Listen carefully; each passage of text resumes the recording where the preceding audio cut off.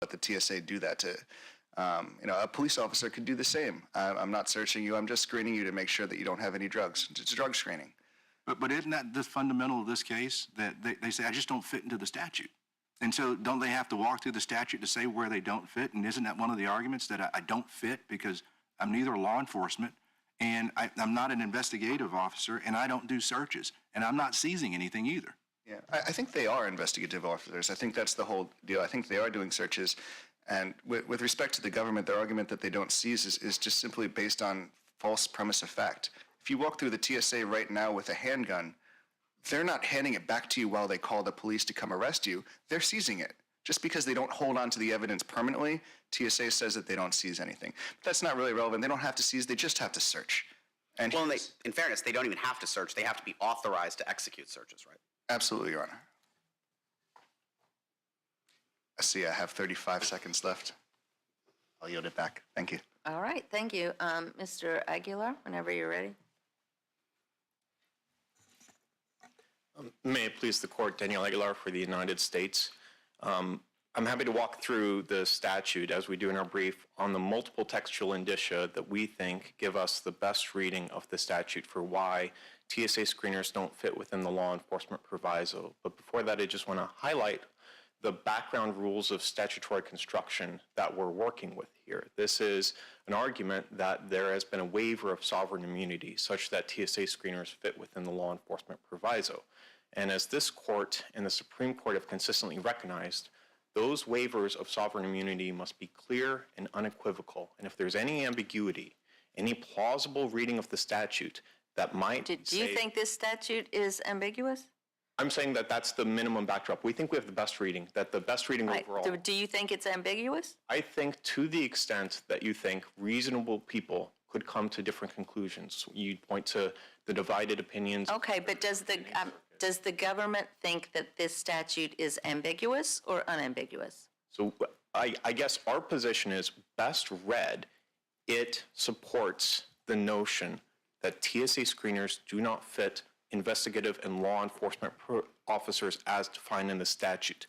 To the extent the question on ambiguity is one of, do you think reasonable people can come to different conclusions? I agree, there it's ambiguous, if that's the definition we're working with, and that's a definition that the Supreme Court in FAA versus Cooper explained is applicable for a waiver of sovereign immunity.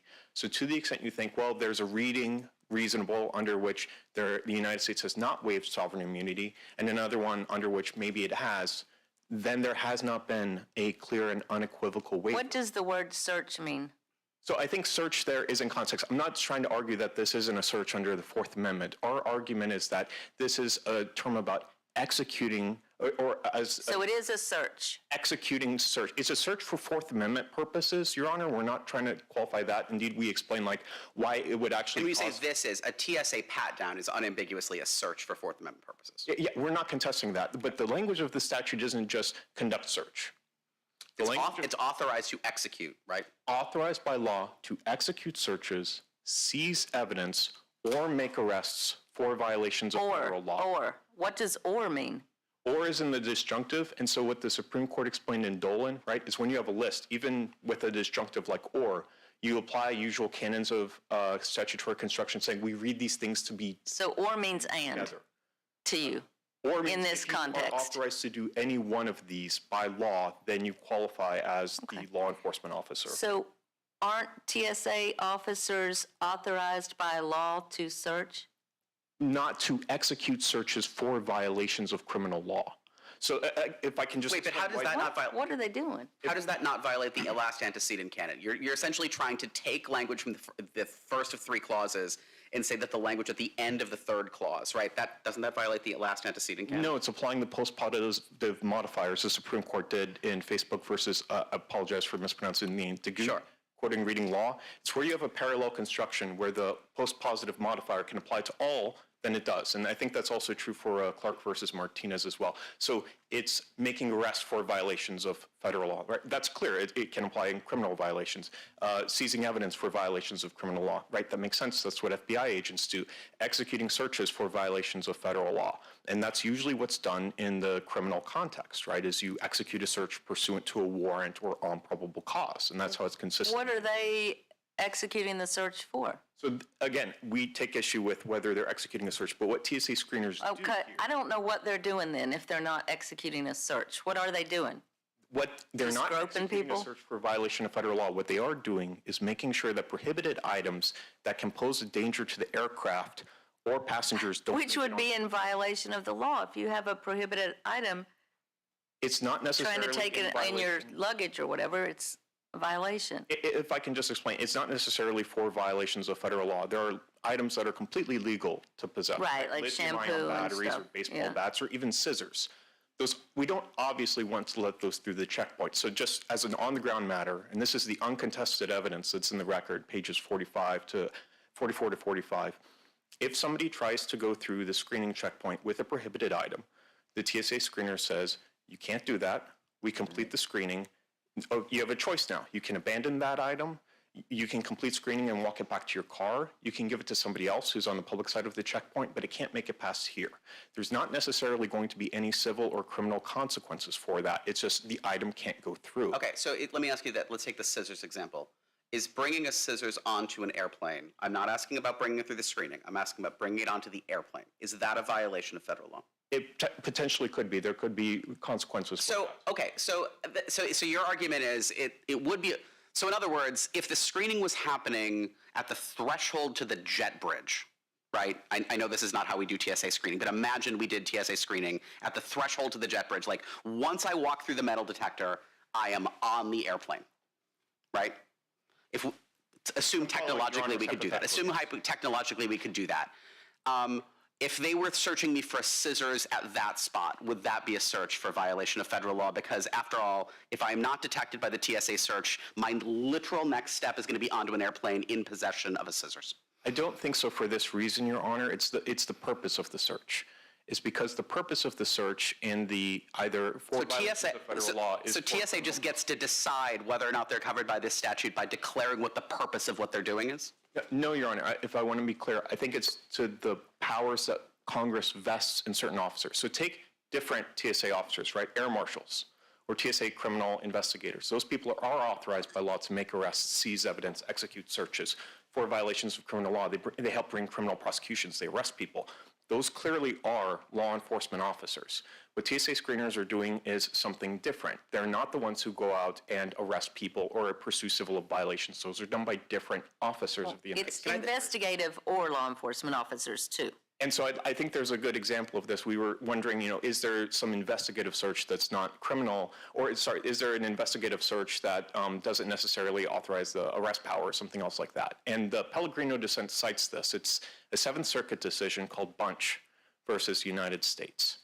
It's a case where an ATF investigator has statutory authority to enter into arson sites if there's reason to believe an explosive was used. And what the Seventh Circuit said is that person very well might be a person who's authorized by law to execute searches for violations of criminal law. They're allowed to conduct a search essentially based on probable cause. And even though they don't have arrest power or seizure power, they do have that power. They may Can I just go back to build off Judge Thacker's question? Give me an example in the government's view of somebody who is an because it says investigative officer or law enforcement officer who blah, blah, blah, blah, blah. So that implies that there is some human being on Earth who is an investigative officer but not a law enforcement officer who is covered by this provision. In the government's view, who is that person? So as I was saying, I think this is the ATF person is not a law enforcement officer? I'm sorry, an ATF investigator, right? This isn't an ATF officer who goes out and arrests people. They're a lab technician. They are in conducting investigations about whether or not certain fires were caused by explosives or arson. They don't have any authority to arrest. They don't have any authority to seize evidence, I don't think. It was just the ability to enter onto the site and execute that search.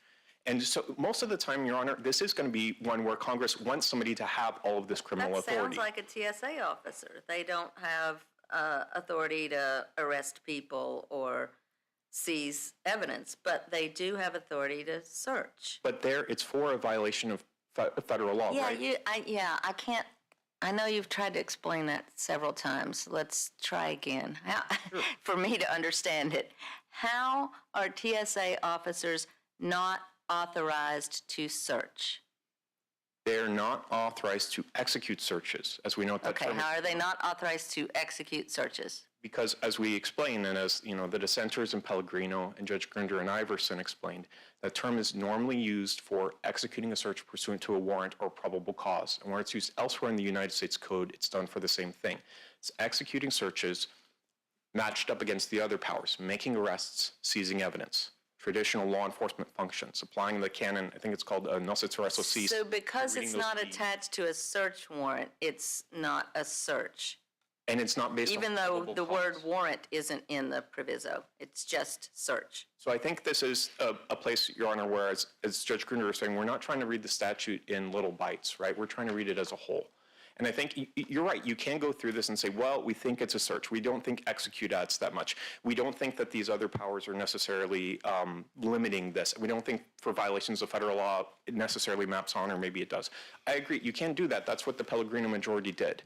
I'm not saying that that's an implausible reading of the statute. I don't think it's the best reading. Can I go back then to your statement at the beginning of this that everybody agrees that we have to read this statute with a big thumb on the scales against the government? I mean, I have a couple thoughts on that. Let's start with a case that's not cited in your brief. How is that not wildly inconsistent with Millbrook versus United States, which says we don't come up with all kinds of fake ways of reading the statute. We read the statute to say what the statute says. No, I think Millbrook is entirely consistent with her position. Millbrook was taking, if I'm remembering correctly, a Bureau of Prisons guard who has statutory authority to make arrest. And then the question... No, but in that case, as I recall, the decision that's reversed in Millbrook did...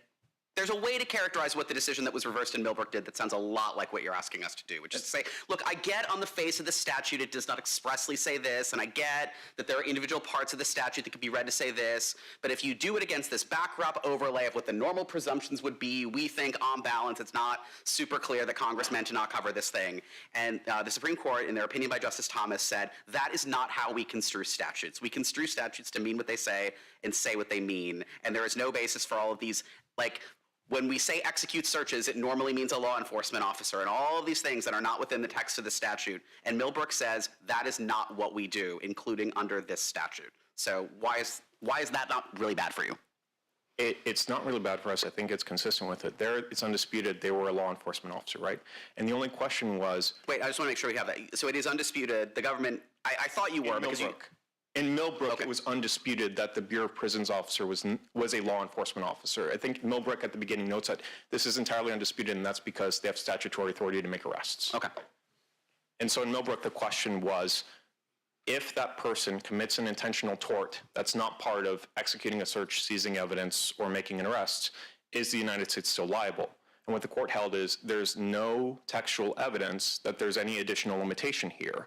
They don't have to actually have been executing a search when they did the bad thing. It's just the person who's authorized by law to do it. They are a law enforcement officer, so we're past that. Then the only question is, have they committed an assault, battery, false imprisonment, the rest? And the Supreme Court said that's what the waiver applies to. That's clearly satisfied here. And so I think that's consistent with our understanding of it has to be a clear and unequivocal waiver. There, the Supreme Court found it. It didn't think it... Well, but the Supreme Court in Millbrook doesn't say there is a clear and unequivocal waiver. They say the best reading of the statute is this is covered. And that's why, if it's the best reading and there's no other plausible reading, I agree. Well, those are different things. No, I mean, I guess maybe part of the question we're coming up is first, is there a presumption? What way does the presumption go? And then C, I guess, what is the strength of the presumption? Because, on one hand, you have something like the rule of lenity, where we do the absolute best we can, at least unless Justice Gorsuch gets his way. But under the rule of lenity as it currently exists, we do the best we possibly can to read the statute, and only if at the very end of the process we're like, I don't frigging know, I'm totally confused, then we apply the rule of lenity. At least that's what the government always argues about how the rule of lenity works. It comes in at the very, very end when a court has no clue what the right answer is. But then at the other end, you have things like the clear statement rule for abrogating sovereign immunity, where the Supreme Court has essentially said, like, unless you literally say the word state, and unless you literally say the word sovereign immunity, there is no unmistakably clear. And I guess so one of the questions is, where on that continuum does the government contend the presumption is here? Is it the, like, rule of lenity, do the best we can and we have no idea? Or is it you have to say the word state, and unless you say the word state, it's ambiguous? So this is on the side of the waiver of sovereign immunity. So how is that not completely inconsistent with Dolan? If I can explain, Sure. Dolan's about how do we construe a reclamation of sovereign immunity. So what Dolan says is in 28 U.S.C. 1346, that's the FTCA, says United States is liable in tort. That's a sweeping waiver. The only question in Dolan was whether leaving a package on a door that causes a slip and fall accident, right, negligence, is accepted under that postal provision. So it's saying we're construing an exception, a reclamation of sovereign immunity. We review that de novo, best reading. Here, the exception is the intentional torts exception. Without the law enforcement proviso, Yeah, right? it's the clawback of the clawback. And look, Yes. I know that the dissenters in the Third and Eighth Circuit relied on that. I will confess I read Dolan, and I don't see where in Dolan it says that to me is an effort to basically limit Dolan, but it doesn't seem to me to have any basis in Dolan. I don't see anything in the Supreme Court's opinion in Dolan that says when it comes to the clawback of the clawback, we go back to this unmistakably clear waiver. No, there was no reason for the Supreme Court to consider that because it wasn't in the case. What Dolan says is when we consider an exception, we give it its best in narrow reading. I believe that's at or best in fairest reading, that's at page 402 or 408. It's at the very end of the opinion. And here, You'd agree there's also some broad language in Dolan that just says we give the FTCA its fair reading, not that we give there's some language in Dolan that just suggests we just construe this statute de novo. it says the waiver in 1346 is broad and sweeping. We agree with that. It's also very obvious that if there was no law enforcement proviso, this claim could not be brought because it's a claim for assault and battery, I think right? Judge And that would be Dawson had a question. Did you Oh, have a I question? I did, apologize, Your and Honor. let me take you back maybe to the facts of this case for a second. As I understand it, she was going through the screening process and there was something flagged as a possibility of some item. At that point in time, you stopped screening and you started to execute a search, didn't you? Because, so tell me why. Here it is, someone's going through a metal detector and therefore something is flagged as possibly being there. Why at that point it doesn't convert to something else? You're saying your argument has been, well, we're not executing a search. But in fact, the pat down was in fact a search. You were at that point, it was no longer suspicious list. There was no longer no reason to look for something. There was a reason to look. Tell me why at that point it didn't, tell me why your argument still holds water at that point. Well, one, I don't take plaintiff to making that narrow of an argument. I take it to be making that TSA screeners, even without pat-downs, are executing searches, and we think that's wrong. But as to your point, Your Honor, at that point, it's still not for a violation of federal law. We aren't looking for a criminal That's where I guess prohibition. I'm not following you. Judge Heisens asked you the question. He said, well, what happens if this whole screening or searching process is happening right before you get on the plane? It just so happens that this occurs some distance away. Your point is, well, it's not a violation of federal law, but something was flagged and you were looking for something to determine whether or not it was a prohibited item, and that item could have been a violation of federal law. Tell me what you were looking for. Anything that can pose a safety risk to the aircraft or its passengers. Which could have been a violation of federal law. And so if you look at JA 45, that page, it's the uncontested declaration here. If a TSA screener sees something that might be illegal contraband, what they do is they don't seize it, they don't conduct a further search of it, they call over the law enforcement officer that's stationed at that area. That person authorized by law That to do process involves them seeing something. Here it's not about seeing. Now you're actually looking for it. You're patting down. You're reaching and grabbing for it at that point in time. This isn't looking at something on a screen and identifying an object and saying, gee, that looks like a prohibited item. Let's go get law enforcement to go and seize it. That's not what's happened here. Help me with the facts of this case, how your argument holds water. So again, on the facts of this case, what they're doing is they're conducting a screening to make sure that there's nothing that poses a danger of safety to the aircraft or its passengers here. If there's a prohibited item, they're not going to seize it. They're not going to bring a criminal prosecution. What they're going to do is tell that person, you can't bring that on the plane. You have several choices now. You can abandon it, take it back to your car, etc. That's on the ground what TSA does. And so the question is, I think as we were getting to originally as this argument started. What if it's a bomb? You can't take it back to your car? No, at that point you call over law enforcement, right? And that's the purpose of the law enforcement there. But they were looking for something that may be a violation of law. Again, we dispute We're this not point because gonna we agree. read that as modifying it to talk about criminal context. And I think if you read the Pellegrino dissent, Judge Grinder's dissent in Iverson, and the 11th Circuit's decision in Corbett, this is all talking about the same thing. But I know, let's take a step back out of the TSA context. Can I just ask you a factual question based on something your friend on the other side said? He said, so say they do find a scissors or a gun. Like, let's say I go through TSA security with a gun. You're not telling me that the TSA screener, you say they don't seize it, but your friend on the other side says they don't give it back to me, right? What they do is they hold it, and then they call the guy with the gun to come get it, right? Why isn't that a seizure? In the moment when they don't give it back to me, when they call the guy with the badge of the gun, why isn't that a seizure? So one, he hasn't made an argument that they are law enforcement officers for the purposes that they seize evidence. That argument appeared nowhere in the district court or in their brief. But also, they aren't the ones seizing it. Otherwise, they would be seizing every piece of luggage that goes through the x-ray machine. What happens is they call over the law enforcement officer who does have authority. So what is happening during the 15-minute period when they will not give me my thing back and they're calling for the person with the gun? That's not a seizure. What is happening during that 15 minutes? It's part of the screening process, as the Ninth Circuit recognized in its decision in United States versus Akai. That's normal screening. It's totally reasonable. It's not a seizure or arrest. But if I could just take one step back at the end, outside of the TSA context, there is no other court of appeals decision that says administrative searches qualify for this proviso. You can look to the Fifth Circuit's decision in First National Bank that talks about EEOC administrators who can inspect records. They were held not to be law enforcement officers. You can look to the Second Circuit's decision in Wilson versus United States, where it was parole officers who have authority to enter into a parolee's apartment and seize evidence with the parolee's consent, held not to be law enforcement officers. I know my friend on the other side says we can limit this to physical touches. The problem is there's no textual basis for that. And if this is a policy disagreement about what we should be allowing sovereign immunity to be waived for, that's best left to Congress. Thank you. All right, Mr. Corbett? Your Honors, after this, I'll be flying to California to repeat this whole thing with my colleague over here in the Ninth Circuit. Oh, both of y'all are going to the Ninth Circuit after this? Yes, Your Honor. All right, well. If I go to the airport with this in my pocket and I manage to pass through security because they don't find it, I have violated federal law. Federal law prohibits anyone from circumventing TSA security procedures. TSA security procedures prohibit this item from going through.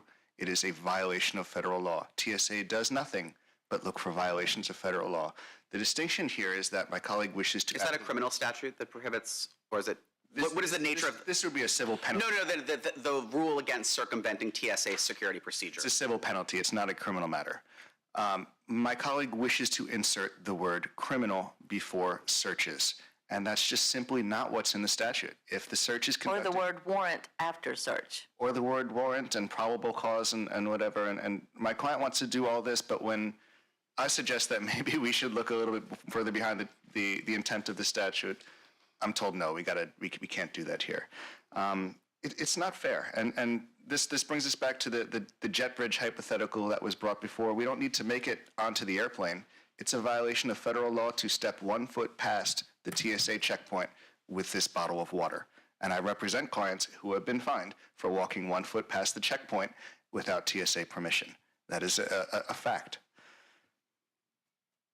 One more point I wanted to bring up is the lab technician hypothetical, where there's some ATF lab tech that has, that maybe is an investigative officer. TSA lab tech is not going to commit an intentional tort. When Congress passed this law, they did not have lab techs in mind. They had in mind people who would be on behalf of the government in some kind of quasi-law enforcement capacity touching the people. That's exactly what TSA is. Thank you, Your Honors. All right. Did you have any other questions? All right, thank you both for your arguments. As you may know, this court has a long history of coming down from the bench and greeting counsel, which we suspended during the pandemic. But today, after 1,131 days, we're going to come down and greet counsel.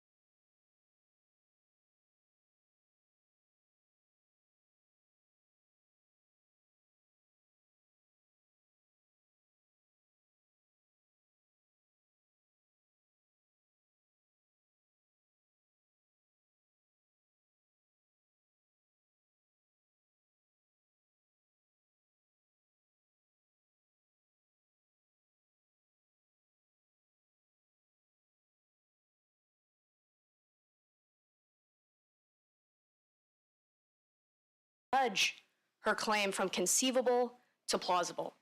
And that is exactly what the plaintiffs did in this case. And what do you think is your strongest allegation that nudges it across the line? The persistent, documented, fatal decline. And we know that the defendants knew that Mr. Stevens had serious medical needs because they're the ones who documented it. And we know that the defendants knew that Mr. Stevens was declining because they monitored him. They didn't treat him, but they watched him closely, they wrote it all down, and that's all in the second amended complaint. The magistrate judge ignored all of those allegations. Well, yeah, the magistrate judge found that it was a mere disagreement over treatment. How is that not correct? Well, first, the magistrate judge has an obligation to draw all reasonable inferences in Ms. Stevens' favor. And instead, he drew the reasonable inference that this could just be mere medical malpractice. He drew the inferences in the defendant's favor. But second, monitoring is not care. There was no disagreement here over the type of care that Mr. Stevens was going to get. The disagreement was over whether he was going to get any care at all. Monitoring his vitals, taking his blood pressure, that's not care. Well, they did give him some care. They gave him whatever that medicine is that starts with an L and... Yes, Librium and yes. lisinopril, yes. But what's interesting about that fact, Your Honor, is that Librium, according to Dr. Trapello, who is a board-certified emergency room doctor, his report is attached to the second amended complaint. He said that Librium is not the right drug for somebody in Mr. Stevens' condition. He was 375 pounds. He had a history of drug use. He had asthma, diabetes, hypertension, heart disease, that Librium was not the right drug. But the defendants decided that he was going to go on 2 withdrawal protocols, one for benzodiazepine withdrawal and one for alcohol withdrawal. And one of those withdrawals called for Librium. And after 3 doses of Librium, Mr. Stevens' blood pressure spiked to 190 over 112. 190 over 112. So I will say that sounds like a very plausible argument that this was a serious failure to administer the correct care. Let's posit that for the sake of argument. It does start to sound like a disagreement with the care, though. I mean, it starts to sound less like they totally ignored it and more they made a mistake, they made a serious mistake, they committed medical malpractice, maybe they committed serious medical malpractice, but how is that not a disagreement over the care rather than an allegation of deliberate indifference? First of all, continuing with medication that is hurting the patient, not helping but hurting, that's not care. That's the first thing. But the second thing is that Dr. Trapello said in his report that once Mr. Stevens had reached that critical point, it was after only 1 day of detention, after he reached the critical point where he's vomiting, he's sweating, he's disoriented, his blood pressure is through the roof, at that very moment, 10 out of 10 patients would have been sent to the emergency room, and if a patient walked in that looked like him, he would have been given top priority. Nothing happened after that. They just kept monitoring him. So then I guess, I mean, it's not, you're giving away cases that aren't yours. I'm just trying to figure out, what do you think in this situation would be a disagreement about care rather than deliberate? Because it can't, I guess I will say it's under the 8th Amendment, it cannot, or the 14th Amendment, it simply can't be, because we've said it and the Supreme Court has said it, medical malpractice is not deliberate indifference. So what in this situation would be an example that you think would have been a disagreement about the standard of care rather than deliberate indifference? And again, you're not giving away anyone's case because I'm asking you to give a person who's not your client. Sure. Hypothetically, in the beginning, putting Mr. Stevens on withdrawal protocols and giving him Librium, that might just be a matter of disagreement over care. It could be that he has some other hypertension issue, some other heart issue that they're not aware of. That might be disagreement over care. And if this case had just been 1 day, if Mr. Stevens had shown up on Thanksgiving night and had 1 day of detention and was released the next day, that might be mere medical malpractice. But this persisted for 4 days. And by the end, he walked in on his own 2 feet, and by the end, he had to be rolled out in a wheelchair. And so what makes deliberate indifference different from medical malpractice is that it has to be grossly inadequate. It has to shock the conscience. And this court has said that if there are allegations from which the court can reasonably infer that the defendants knew the serious risk of harm, knew their actions were inadequate, and continued anyway, from the mere fact that it was obvious, it's obvious that Mr. Stevens is deteriorating and declining. And if in the face of that, for several days, the defendants continue with their own original diagnosis, their own original course of care. That's the difference between deliberate indifference and medical malpractice, and this court has held that very thing. In fact, in Perry v. Mead, which is a 2018 case, it's not binding precedent, but it's from this circuit, the court held that the defendant had plausibly stated the subjective element of deliberate indifference, where that inmate had rectal bleeding, pain, dizziness. He deteriorated to the point where he needed hospitalization, but the prison doctor and prison administrator, they were married to their original diagnosis and just continued with that and continued giving advice. Also, it's important to note, we're not there yet. Mrs. Stevens has not had the benefit of discovery.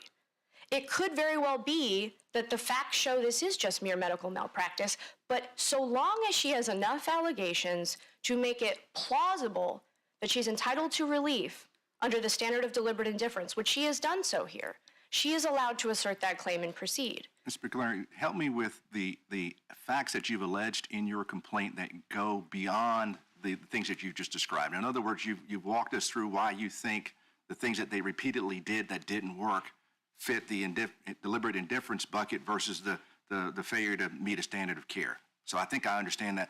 What else do you have in your complaint beyond that that helps me to get there to get the inference that you're talking about? There are two facts that are key.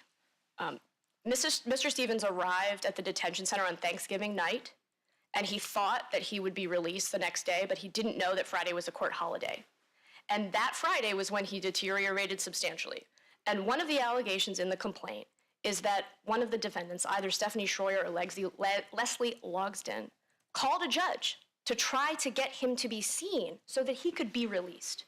And after he died, Ms. Stevens went back to the detention center to pick up his oxygen tank and his socks and his needles and his pills. And when she showed up, they wouldn't look at her. And one person said they knew that he was going to die in this facility and they just wanted him out. Are those allegations that you've just raised within the magistrate judge's order finding that there was no inference or plausibility in this case? No, Your Honor. The magistrate judge fundamentally ignored the facts and made a decision on the merits.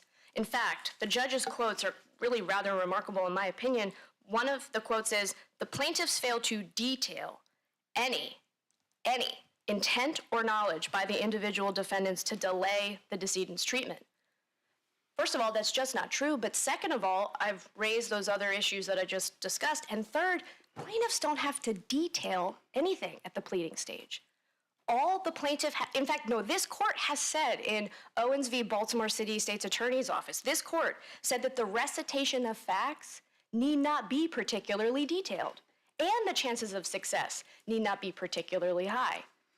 But Judge Colson ignored the facts, didn't accept them as true, didn't draw any reasonable inferences in her favor, and instead he concluded, this is his exact quote, "The individual defendants did everything possible to provide the decedent with quick and available medical attention." So do you think it's fair to say that this, I guess I will give you my reaction to when I read this opinion and ask you if you agree with it. This reads more like a summary judgment opinion than a 12b6 opinion to me. Would you agree with that? I agree with that 100%. There were statements that the judge made that worried me. It worried me how much Miss Stevens never got a chance. All the reasonable inferences, all of them were drawn in favor of the defendants. The defendants documented Mr. Stevens vomiting. They documented his blood pressure. They documented his sweating. At one point, one of the defendants, the day before he was released, found Mr. Stevens in his bunk, soaked in his own urine. They didn't call a doctor. They didn't take him to a hospital. They didn't get him a chest x-ray. In fact, never once was he even seen physically by a doctor. They cleaned him up. They got him ready for his bail hearing, which he couldn't even go to for another 24 hours, and they got him out the door. Judge Colson did not give any of those facts any credit at all. It's not that the judge considered the merits of the facts and said they don't nudge the complaint to plausible. What the judge did was conclude, no, this is medical malpractice. They did everything possible. They were harmonious. They worked together. And that's just simply not what Twombly and Iqbal say that the court is supposed to do. If this complaint, which is 44 pages and has 33 pages of documented allegations of what the defendants actually themselves watched and wrote down, if that is not enough to draw the reasonable inference that Ms. Stevens has plausibly stated a claim for deliberate indifference, then what is? I'm going to reserve the rest of my time. Thank you. Mr. Griffith?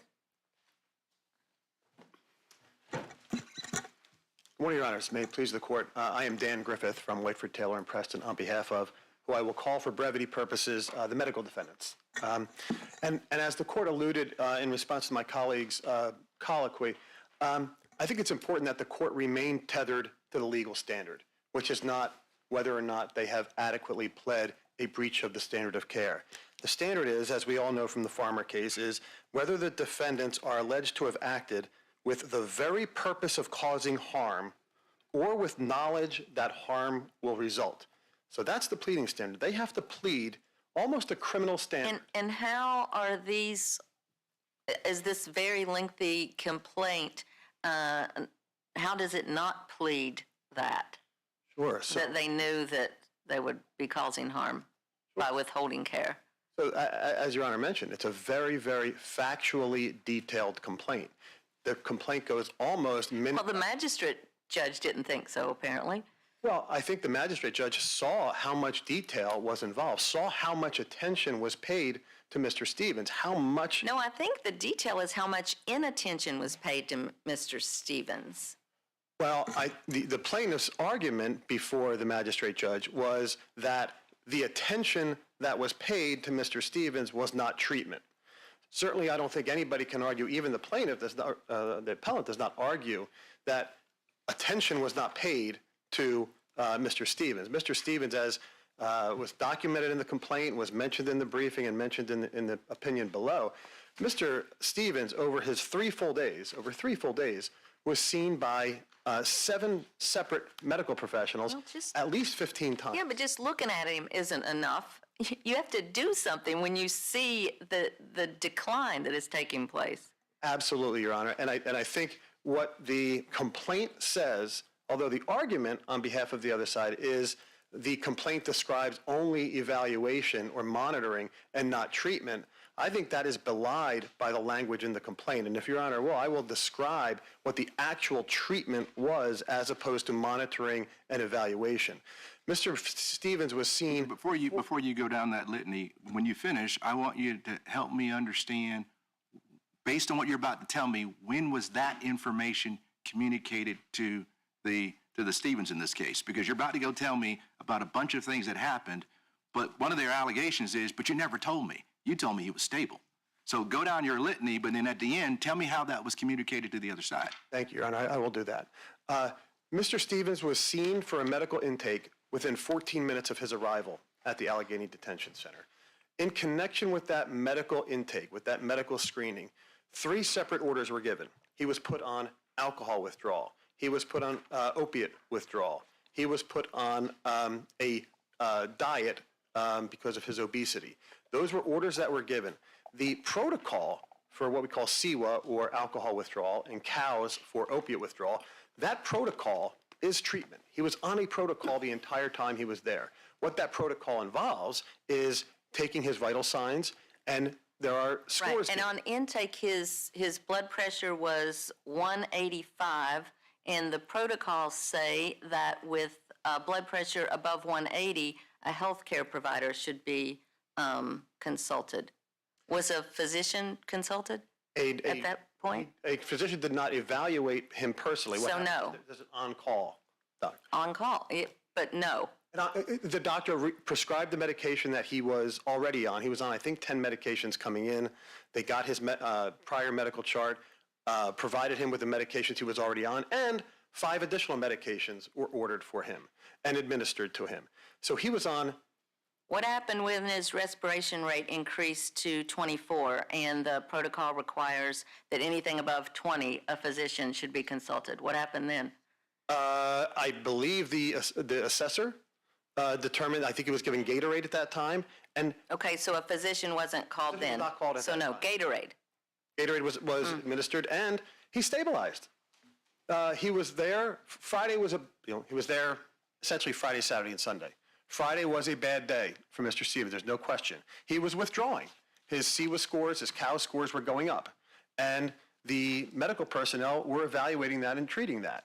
He had medication, and his scores were being evaluated. Saturday was actually a good day for him. He had stabilized, his vital signs were stable, and on Sunday, he was starting to get a little bit worse, but he was being treated the entire time. He was being treated with medication. He was being evaluated. His withdrawal symptoms were being assessed. He was giving... Was he stable at the time he was released? Yes. He was assessed He as had to stable. leave in a wheelchair. People leave in wheelchairs all the time when they're... I mean, his condition was stable, but he still was... I mean, he still had... He was a 375-pound man with heart failure, congestive heart failure. What examination was conducted at the time of release to determine he was stable? I think it's a relative, like the medical intake, it's a physical assessment. It's a... But the complaint doesn't say that occurred. And isn't that the standard we started, and Judge Heitens said, boy, this feels an awful lot like summary judgment. You're articulating a bunch of facts about your perception of things, but where does it say that in the complaint? The complaint is being laid out by the Stevens, and they say what you just said isn't true. Isn't that what the magistrate judge was supposed to be evaluating at 12B6, is whether or not that complaint articulates a plausible claim with all inferences being drawn to the non-moving party? All of that is true, Your Honor, with the correct legal standard, which is the magistrate judge had to evaluate the complaint to determine whether or not this complaint alleged that these individual medical providers had a subjective awareness that they knew, personally knew, that what they were doing was presenting a risk of harm to Mr. Stevens, and they did it anyhow. But don't they allege that he wasn't stable, although they were told he was? They allege he wasn't stable, and that you misrepresented the fact that he was stable, and that you did not do an assessment when he left. That's what they allege. You've just said, well, we did do an assessment. It's a very low-level one, but we did. But that's not what the complaint says. So there was no communication between Mrs. Stevens, the plaintiff, and the medical personnel for the 3 days he was incarcerated. And that's because the complaint says it? No, the complaint says that upon his discharge, the medical personnel at Allegheny County Detention Center did not tell Ms. Stevens, hey, your husband's in really, really bad shape right now. What they told her was that he was stable. That's the allegation of the complaint. And according to them, that was a misrepresentation. And they allege that they did not do an assessment when he left. Correct. You just said, but we did. Well, This sounds like summary judgment. there was enough of an assessment to determine he was stable. But where does the complaint say that? The complaint, They're the ones who drafted the complaint. Do they say that? they do not say that there was a full assessment done. No, but you can't say somebody's stable without doing that. But isn't that their inference to be drawn from? But isn't that their argument? They're saying, we think you're deliberately indifferent because you told me he was stable, but you did not do an assessment. I don't think that. I think the allegations in the complaint, as noted by the magistrate judge, were not that. And if I may, I'll point to the specific allegations in the complaint that undercut the idea that the complaint alleges that these individuals subjectively knew what they were doing was wrong. It's in the very first paragraph of the complaint, which is JA 269. The allegation is none, meaning none of the medical professionals, thought it necessary to take Mr. Stevens to the hospital. Now, the standard is you have to allege that these individuals knew he should have been taken to the hospital and didn't do it. And that's the allegation that was pointed out by the magistrate judge. None of them thought it necessary to take him to the hospital. And in order to plausibly plead a subjective indifference, a deliberate indifference in the subjective element on behalf of the defense, you have to allege they knew he should have been taken to the hospital and they didn't do it.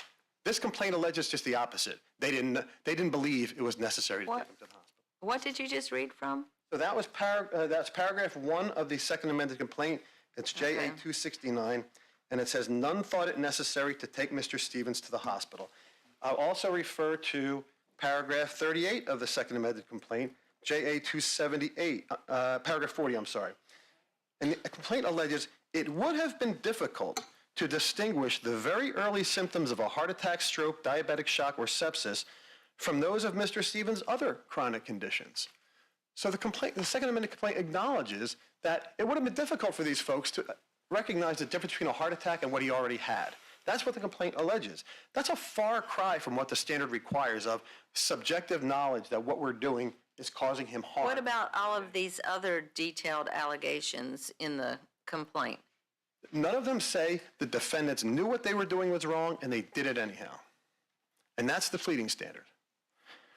I'll also refer to... Can I ask you about something that I found a little troubling about the decision from the court we're reviewing, which is the treatment of the none thought it necessary allegation. Yes, I understand that literally read that could say they didn't think they needed to do it, so they don't have subjective intent. Isn't a plausible, and in fact the most plausible interpretation of that allegation, given how American English in the year 2023 works, is that that's being a bit sarcastic. That none thought it necessary is like none thought it was warranted. Like, that is just not what none thought it necessary means in standard American English in 2023, right? I took it as an allegation of medical malpractice. That you didn't. I know, but I read the magistrate judges to say like, oh, they're admitting that they didn't think it was, warranted or needed. It was like, that is not how those words are construed in standard American English in 2023. When I say you didn't think it necessary, what I'm clearly saying is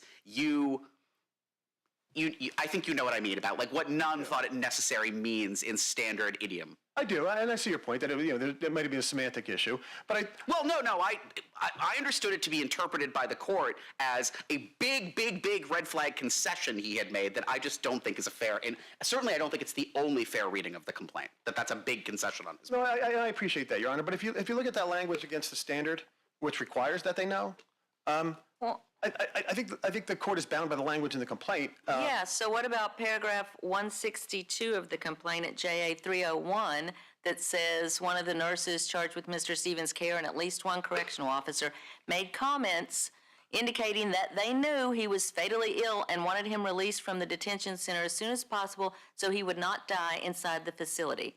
Now, I understand you disagree with that, but going back to Judge Dawson's point, this is the complaint and these are the allegations, and how does that not plausibly allege that they knew what they were doing was deficient? Who's they in that circumstance, Your Honor? Because in that third-party comment, we have 7 individual medical providers named as defendants, and one of the nurses. That allegation can sustain a deliberate indifference claim against all 7 of them when none of them are named. No, there's no context. But they are named. They're not named in this paragraph, but they are named. Yes, and when they give him Gatorade when he's dying on the floor and I'm not other sure how things. that paragraph can sustain a deliberate indifference argument against 7 medical professionals. Not that paragraph alone, but it's one of 162 factual allegations. This is a very long and detailed complaint. Almost all of which say they should have done something differently. The main thrust of the complaint is he should have been taken to the hospital and they should have recognized signs that this could have been a heart attack. And if I could refer the court to a representative paragraph. Well, you said one paragraph doesn't matter, so why are you telling me about one paragraph? This is a third representative paragraph. These are representative paragraphs. These aren't dispositive. But on paragraph 93, given his medical profile, a reasonably prudent physician in diagnosing Mr. Stevens' condition would be unable to rule out the possibility that Mr. Stevens was in the early stages of heart failure. A reasonably prudent physician being unable to rule out a possibility is miles from deliberate indifference, is miles from the subjective, I know I'm hurting this guy, but I'm doing it anyhow. And I think that's what the district judge recognized, that there's a lot of challenges here to the treatment that he received. But number one, there's a lot of detail in the record. How would you distinguish this case from Perry versus Meade? Sure. I think in Perry versus Meade, there was an obvious medical condition that needed treatment, and there was nothing done about it. And it was so obvious that the court was able to conclude that just based on the physical condition of this individual, as alleged, something should have been done. And in Perry versus Meade, something was done, but they realized that it wasn't working and kept doing it anyhow. This wasn't one of those situations. This was the CEWA protocol was working, the CALIS protocol was working, and the medications were being changed. He was only there for a short period of time, but he was being actively treated for that entire time. And if there's a disagreement with the manner in which he was being treated, that's not deliberate indifference. That's medical malpractice, and that's what the court found. The court recognized this complaint states a valid claim for medical malpractice. It alleges a deviation from the standard of care. But once you say he should have been taken to a hospital or he should have been diagnosed as having a heart attack, That's not in here. There's no allegations in this complaint that say these medical professionals knew, not that they should have known, that they knew that what this type of treatment was not working. And that's the difference. I don't have anything further. Do you have any other questions? All right then, thank you. Thank you very much. Ms. McClarney, you have some time? Thank you. I want to address something that opposing counsel said about whether Mr. Stevens was stable upon intake. Opposing counsel said that Mr. Stevens, there was no communication between the providers at the detention center and Mr. Stevens' family during his detention, and that's not true. Mrs. Stevens or Mr. Stevens' daughter, it's not clear, called the detention center and discussed the fact that someone had to come pick up his oxygen tank. Is that allegation in the complaint? It is in the complaint. You said it is. It is Okay. in the complaint, yes. And nobody said anything to her about the fact that he was extremely ill. In fact, he was sweating, vomiting excessively. His blood pressure was through the roof. He had tachypnea, which is a respiratory condition. They said nothing to her. And that is consistent with what I think Judge Dawson was asking me about earlier, which was what other allegations in the complaint support the deliberate indifference element, and that is those misrepresentations. Well, Mr. Griffith says there are no allegations in the complaint that these medical professionals knew that what they were doing wasn't working. And that's probably true. That is accurate. There's nothing that specifically says that. What's your response to that? Well, there is something that specifically says that. There is an allegation in the complaint that says that the defendants knew that their conduct was not adequate. But because the pleading standard requires more than just conclusory allegations, that allegation was supported with all of the other allegations from which the court can and thus must draw the reasonable inference that the defendants knew their conduct was inadequate by the mere fact that it was obvious. Counsel also mentioned that the standard is that we have to state plausibly that the defendants were acting with the very purpose of denying harm. That's not the standard. Farmer v. Brennan sets forth the standard very clearly, and it says the subjective component can be satisfied by something less than acts or omissions for the very purpose of causing harm or with knowledge that harm will result. Whether a prison official has the requisite knowledge of a substantial risk is a question of fact subject to demonstration in the usual ways, including inference from circumstantial evidence. Also, Mr. Stevens, another example of the misrepresentations, which is an allegation that supports the knowledge element, is the fact that when Mr. Stevens left the detention center, and Jody Brashear writes, stable upon release, underline, there's no vitals taken. This man's vitals had been documented in grave detail for 4 days. He shows up at his bail review hearing, or his bond hearing, and he's listless. His signature is sloppy, and they just make this bald assertion that he's stable, and that's because he wasn't. As Judge Thacker said, he had to be rolled out in a wheelchair. And the case law is clear that when there are misrepresentations like that, that the court can draw the reasonable inference that the defendants actually knew that what they were doing was not adequate. The opposing counsel mentioned that Mr. Stevens was seen, that he was put on withdrawal protocol, which is a form of treatment. Withdrawal protocol is a form of monitoring. And why do we monitor someone who's going through withdrawal? Because if it gets to a life-threatening state, which anyone in withdrawal can reach a life-threatening state, especially someone like Mr. Stevens, is so actions will be taken. Treatment will be provided. A doctor will assess the person. They will get hooked up to an EKG. They'll get an electrocardiogram. They'll get a chest x-ray. Something, especially a patient like Mr. Stevens, who according to Dr. Trapello, would have, any withdrawal symptoms, would have exacerbated his heart condition. That's the whole point of monitoring, is so that if and when he reaches the stage that he reached, which is where he had tachypnea, where he had blood pressure that was through the roof, and he's vomiting and he's sweating and he's disoriented, I see that my time is up. Thank you. All right, thank you. Thank you both. We'll come down and greet counsel, and then we'll take a short recess. This honorable court will take a brief recess.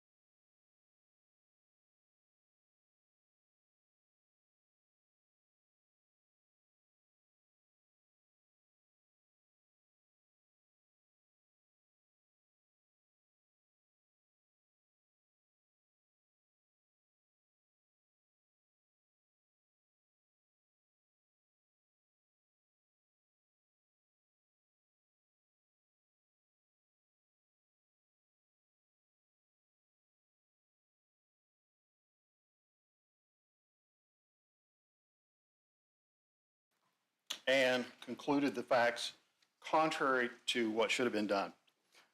This case is fairly simple, as I said. And the clear law is what? Jenkins versus Nationwide Insurance Company. Jenkins, 2013 case, very clearly says when attorney's fees are recoverable and when they are not recoverable in a case like this. This case was combined two basic claims. One for a claim under the policy, for benefits under the policy. One was what we would call bad faith. A hayseeds claim, a claim under hayseeds versus State Farm. If an insured substantially prevails against a first party, or a first party insured, substantially prevails against their own insurer, they are entitled as a matter of law to attorney's fees. The key is incurred to vindicate the claim. That's the first syllabus of hayseeds versus State Farm. Annoyance, aggravation, and inconvenience, net economic loss. The second component of the bad faith claim here was what we would call the Unfair Trade Practices Act claim, or a Jenkins claim. Jenkins is the case that says You mentioned Jenkins twice. Is it in your briefs? Yes, Your Honor. Okay. But Jenkins What Jenkins versus? Yeah, Jenkins is the one. J.C. Penney. Okay, thank you. We in the bar would refer to the claim for alleged violation of the Unfair Trade Practices Act as a Jenkins claim or a UTPA claim. Jenkins is not particularly relevant to this case, except for the fact that it recognizes an implied cause of action. I'm sorry, Your Honor. I think Okay, I found it in Appellee's brief. It's not in your brief. Oh, okay. But the key issue, the key case, is the LeMaster versus Nationwide. Yeah, okay, that's what I thought was the key case. And you threw me off with the Jenkins there, and rightfully so, it wasn't in your brief, so I don't know what's happening here. So, LeMaster very clearly says you can recover attorney's fees for prosecution of a claim under an insurance policy.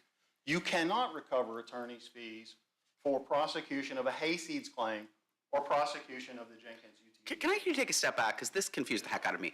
Am I right if I just say the following? There is no such thing as a hayseeds claim. There is a breach of contract claim, and there is a bad faith UTP claim. But I cannot file a lawsuit in court for something called, I would like to assert a cause of action under hayseeds. Hayseeds is a measure of damages and attorney's fees in a breach of contract claim, right? It's about the remedies I can get in a breach of contract claim. It grants certain, I see your point, it grants certain remedies if liability is established, and the way liability is established is if the insured substantially prevails. Sure, but that's just like, I don't know if you've litigated Section 1983 cases in federal court. It's like saying there's no such thing as a claim under 42 U.S.C. 1988. If you prevail in a case under 42 United States 1983, then you can get attorney's fees under 1988, but there's no such thing as a 1988 claim, right? I see your point, Your Honor, and the question of whether a plaintiff, an insured, has substantially prevailed is for the court to decide, not a jury. So the judge would say, yes, you've substantially. So I guess the reason my sense is that what the Supreme Court of West Virginia has said is there are two types of claims. There's a breach of contract claim and there's a bad faith claim. If I win my breach of contract claim, I can get attorney's fees. If I win my bad faith claim, I don't get attorney's fees. Is that at a high level of generality an accurate statement of West Virginia law? 1,000 foot, that is absolutely correct. Okay. And that is the problem with the case that we have here before us. The district judge awarded attorney's fees for prosecution of the bad faith claim. And how do we know that? Well, the case progressed, and on April 29, 2020, Lexington Insurance set a check for the benefits owed under the policy, the amount they calculated based on discovery. This is what we owe you under the policy. And they sent the check to the plaintiff. Now, the key, what the judge didn't I think fully accept, is that that was not a settlement offer. An insurance company in West Virginia is required by law to pay a claim once liability is reasonably clear. There's a statute that requires it. The liability was reasonably clear, and in fact, they sent the check to plaintiff's counsel on the following day, which was received on May 2nd, 2020. Key is there was no quid pro quo for the check. A settlement is a contract. It is an agreement. if I give you this money, will you dismiss your claim against me? But did it clearly say the following? This is just for the contractual damages. This is not for your bad faith claim. We understand that's going to continue to get litigated. When you sent, my recollection of the record is that you literally just sent them a check and didn't say, like, this is what it's for, this is blah, blah, blah, right? Did it say very clearly, if you take this check, because, I mean, to be a bit cynical, I suspect that your friend on the other side could say the following: I would never have told anyone to cash that check because you're going to turn around and hit me with the argument that by taking that check, I have settled this entire lawsuit and I'm not going to take the risk of that. To answer your question, does it clearly say that? Yeah. It does not clearly What say does it it in those say? terms. There is a letter that is sent the day before on April 29. It's in the record. And it says, we're going to send you a check in this amount. This is the amount we're going to send you. Doesn't that letter contain the words "to resolve all claims"? Your Honor, I think it does. That's But I pretty think it's- bad, right? Because all claims includes their bad faith claim. And if I was their lawyer, I would definitely tell them not to cash that check. Well, Your Honor, actually, the letter goes on to discuss the pending bad faith claim and what's going to be done, et cetera. There's no indication in that letter that they wanted a resolution of the bad faith claim. I don't accept the word "all." I mean, the word "all" kind of implies that you wanted a resolution of the bad faith claim too. Or at least if I was their lawyer, I would be worried that you might later argue that "all" covers the bad faith claim. Well, Your Honor, I'm not sure how you can calculate. And claims plural. It says claims, it doesn't say It does. claim. The letter that was sent is not as clear as I would like it to be. But, and the letter came from, the insurance company, but it explains exactly how they got the figures. And it was, here's the amount that you lost for the car. Here's the amount of the bank fees, as I recall. Here's the amount that we're going to include for interest, which was 4.75. And this is the mathematical calculation of what you're owed under the policy. There's But no does way to that, mathematically calculate. but wait a second though, but does that therefore include all of the damages associated with the breach of contract claim? No, Your Honor. So if it didn't, then how could that resolve anything? Because they're required to pay the benefits due under the policy when liability is reasonably clear. And the reason I said no, it doesn't resolve all of contract, is because under hayseeds, you get annoyance, aggravation, and inconvenience, net economic loss, which are triggered by the policy. So if you're telling me that's your position, then why wouldn't an attorney continue to work for his client and bill for all those other items that they are due under hayseeds? Well, if the ruling is that you can just reject a payment for the benefits under the policy and keep the attorney fee clock rolling, then that's what they're going to do. Well, but- so LeMaster becomes moot. Yeah, but the problem I'm having is you've just said I'm tendering a check, and if we assume that it was in fact to pay what was due, but in fact it wasn't for everything that was due, then how would that stop the attorney's fee clock from running when there's still work to do? In other words, there's still other items of damages to ascertain, to negotiate, and or resolve. Are they supposed to abandon those other damages under hayseeds? Absolutely not. They can continue to pursue them. So did in fact they continue to pursue those same damages till you ultimately got to a point where you settled the entire case? No. They did pursue the damages, but the court granted summary judgment on the policy claim on May 26, 2020. And All at right. that point, and this is why it's important, at that point, May 26, 2020, all of the work from there on after is not done to seek benefits under the policy. So I'm very confused by that argument, because how did they know you? I mean, I understand the district court granted summary judgment in their favor. How did they know you weren't going to appeal that ruling? Well, Just stop. Just because a district court grants summary judgment does not mean that the plaintiff has won and has won for all time and has to not worry about anything and it's smooth sailing, you're out. They could have worried that you'd appeal. they know two ways.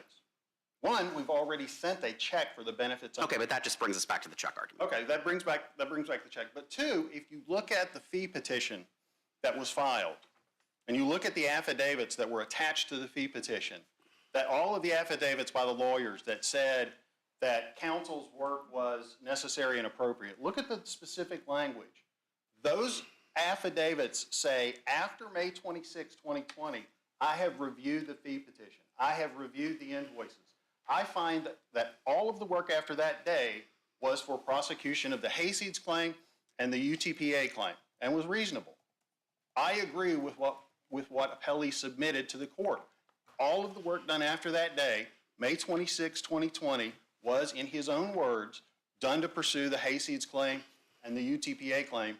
And LeMaster clearly holds you cannot do that. You get attorney's fees for up to May. In whose own words? I'm sorry? You said it was in his own words. The affidavits were all drafted by Appellee's counsel. The affidavits are all the same, and we've quoted them in the. Right, okay. And all of the affidavits say, each lawyer, and I forget how many there were, 8 or 10. Each lawyer signed an affidavit saying, I reviewed the bills of counsel. After May 26, 2020, all of the work that was done was for prosecution of Hayseeds and UTPA. LeMaster says you don't get attorney's fees for those claims. We started out with you trying to describe what hayseeds is, and Judge Heitzen says, well, wait a minute, but that's just how West Virginia categorizes damages. Under hayseeds, these are the things that you get. Again, I go back to my question. In your tender, in your offer and at summary judgment, did the judge rule that here are all of the hayseeds damages and you win at partial summary judgment stage? No, Your Honor. The judge actually denied the motion for summary judgment, as I recall, saying that there were issues of fact about whether it's been paid and you can recover, et cetera. So at partial summary judgment stage, the trial judge found that there was an unlawful denial of coverage. That's right. So then what was left? Aside from the unfair trade practices claim, was there anything else left on the first cause of action after summary judgment was entered? No, Your Honor. It would have been the policy. You have breached the policy. You owed the benefits under the policy. You should pay the benefits under the policy. That's the order, the net effect of the order. Hayseeds would then kick in and say, you're now entitled to annoyance, aggravation, and inconvenience. And when was that determination made on the amount? On the amount of? Of the annoyance, aggravation, and so. There was never. So how was in this case Moses supposed to get that amount? Were they just simply to write you a letter saying, hey, I think the amount is X, write me a check? No, Your Honor.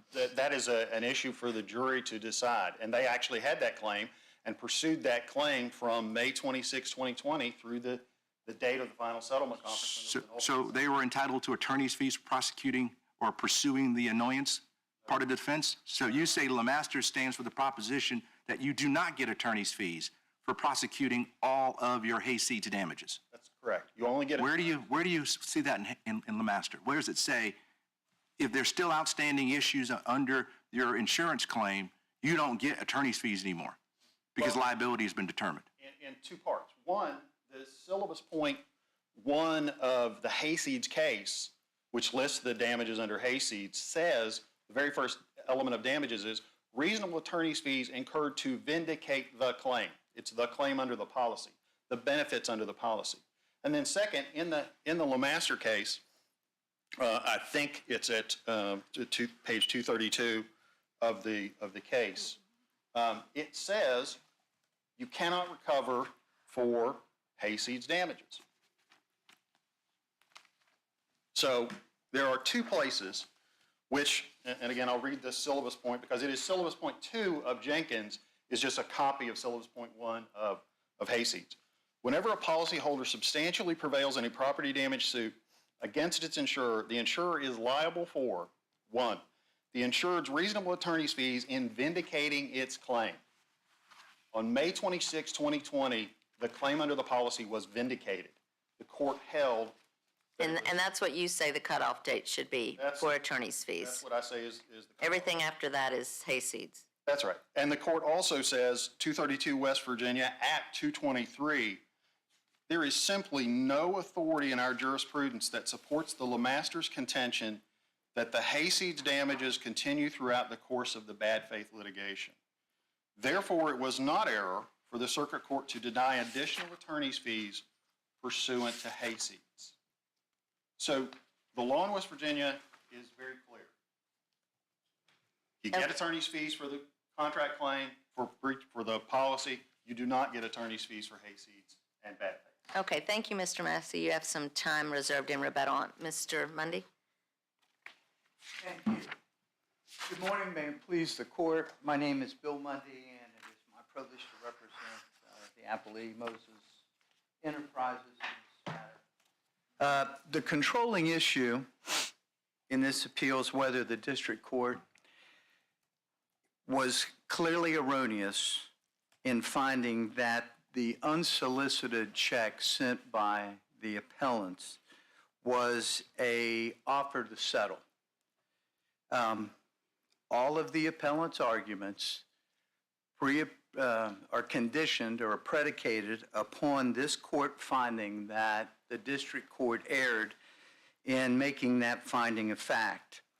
I'm glad you guys pointed out the check, because the underlying facts that supported the district court's rulings regarding this issue, part of those facts related to the check and how that check came to be and the course of conduct that surrounded that check. In late April 2020, I was on a telephone call with counsel, not this counsel, prior counsel, for the appellant, and we were discussing settlement. At that time, I made a settlement demand. The settlement demand was rejected. Appellant said, we believe the case has a value of approximately $40,000. I kind of laughed. The case ends up getting settled for $600,000, but I kind of laughed, and I said, well, we're not going to accept $40,000, so that's going to be rejected. Subsequently, I get in the mail a check for $40-some thousand from the, didn't come from counsel. It came directly from the insurance company. And if you look at the check, and I'll tell you what is even more interesting than just looking at the check. The same day that check was issued on the 29th of April, 2020, the appellant filed a memorandum of law in opposition to the plaintiff's motion for partial summary judgment. We had filed a motion, or the appellant, excuse me, or the appellees, excuse me again. We had filed a motion for partial summary judgment on one issue and one issue alone. And that was whether the insurance company legally owed the claim under that policy of insurance. The memorandum in opposition filed by the appellant, they argued first that they were not legally liable under the policy, that they did not owe the claim, and they asked the court to deny the motion for summary judgment. There was nothing in that memorandum that said, oh, hang on, we've issued a check to pay this claim, so this issue's moved. But so when the summary judgment was granted, that resolved the claim, didn't it? No, it didn't resolve. It resolved the I thought you just said that was the only issue. Okay, well, do you agree with opposing counsel that you can't collect attorney's fees for hayseeds? You do not agree with Yeah, that? there's West Virginia case that has approved it. Which We've one? done it for decades, Your Honor. Which one? Which West Virginia Thompson case? versus State Farm. Hobson. And what does it say? Give me 1 second, and I'll give you the site. Well, because It's in our brief, Your Honor. Thompson versus State Farm, 181. Thompson versus, okay, What did I say? Thompson? Yeah. Thomas, excuse me. okay. Thomas versus State Farm. The West Virginia Supreme Court approved the awarding of attorney's fees for successful pursuit of hayseeds damages in that case. There's no case law in West Virginia. Okay, let's try another. You do agree that you cannot get attorney's fees for a Jenkins claim, right? I do. Okay. So let me spell out what I'm troubled about the district court's opinion, and maybe you tell me why I'm wrong. As far as I can tell, the district court said, well, I don't know, they brought both a breach of contract and a hayseeds, bracketing whether that's actually a separate thing, and a Jenkins claim, and I'm not going to make any effort whatsoever to disaggregate the fees that were spent on the Jenkins claim. Well, I'm just not, because I don't have to. That, to me, the thing that the district court said to me that seems most clearly wrong is the belief that the district court does not have to make any effort to separate out time spent only on the Jenkins claim. Why is that not wrong? Well, I think, first of all, that I'm not sure that was exactly his analysis, but let's go with. Well, do you agree that the district court did not, in fact, make any effort to separate out time spent only on the Jenkins claim? And I agree. Okay. Why wasn't that wrong? I think the reason that is because numerous parts of the elements of damage under a Jenkins claim are the exact same damages that are recoverable under a hayseeds claim. And you are entitled to it's annoyance, aggravation, inconvenience, net economic loss. Those things are recoverable under both claims. No, I guess I parse that out.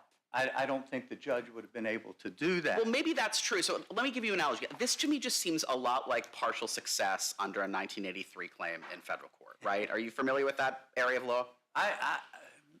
A long time ago, Okay, so let me try to summarize. Broadly speaking, we have a fee-shifting regime that says a prevailing plaintiff can get attorney's fees. And then we have a regime that says, well, sometimes plaintiffs succeed in part and fail in part. And the statute only allows fees for a prevailing plaintiff. So in principle, what we tell district court judges is you have to try to separate out the time spent on the claims that succeed and the time spent on the claims that can fail, because you're entitled to compensation for the time spent on the claims that succeed, but not on the times that fail. And then we also say something that sounds a lot like what you just said. Look, sometimes you can't separate out time like that, because an hour spent on X is also spent on Y, and you can't really disaggregate them. And what we say in those situations is when it's not possible, because the time is spent both on the prevailing and the non-prevailing, it's okay to award fees for that time. But what we say is you have to at least make an effort, and you have to explain why it is you can't do that. You can't just declare at the outset that because the plaintiff prevailed in part, I'm going to give them all of their fees. And I guess, just to bring this question to a close, that is what it seems to me the district court judge did here, and just said, you brought one claim that you can get fees on, you brought one claim that you can't get fees on, and I don't know, I'm just going to award you fees on the whole thing. And I don't understand how that's consistent with the notion that you can't award fees on claim 2. Maybe the district court could find in this particular situation, it's not possible to separate them out because of the particular natures of this particular litigation. But I didn't see the district court saying that. I just see the district court saying, because they were litigated together, you get all of your fees. And I don't see how I can square that with what the West Virginia Supreme Court has said. Well, I think his only case is LeMaster versus. Right, which seems really good for him and really bad for you. Well, I disagree respectfully, but I don't believe LeMaster's is positive here. All right, LeMaster's dealt with a bifurcated case, and if you look at the facts of the... But there's nothing in the LeMaster's court's analysis that suggests, I mean, that is a factually true statement, that LeMaster's was a bifurcated case. I don't see anything in the court's analysis that suggests that matters even one bit. Let me tell you why it does. Because LeMaster's filed a hayseeds claim, and they settled their hayseeds claim. They got paid for their hayseeds claim. They got attorney's fees awarded for their hayseeds claim. And then they turn around to the court and they say, we'd like to amend our complaint, Judge. We want to assert a Jenkins claim now. The court allows them to amend. They pursue their Jenkins claim. They try their Jenkins claim. They prevail in their Jenkins claim. Now they come back to the court and they say, Judge, we'd like attorney's fees on all this other stuff we've done to pursue this Jenkins claim. And the court says, and I think correctly, says, well, you know, they denied those attorney's fees, saying there's nothing under Jenkins that allows those. But unlike But the dissenting opinion in LeMaster's describes the majority opinion as concluding that attorney's fees are awardable only for fees incurred in the underlying action against a tortfeasor. Isn't that what we have here? Well, that's what we did. Yeah, that's Justice Davis' opinion.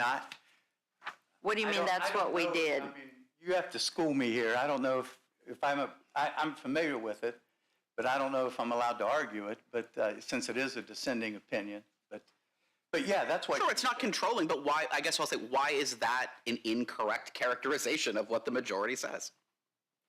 Why is Justice Davis? I mean, I agree. Davis said that the majority opinion concluded attorney's fees are awardable only for fees incurred in the underlying action against a tortfeasor. Right.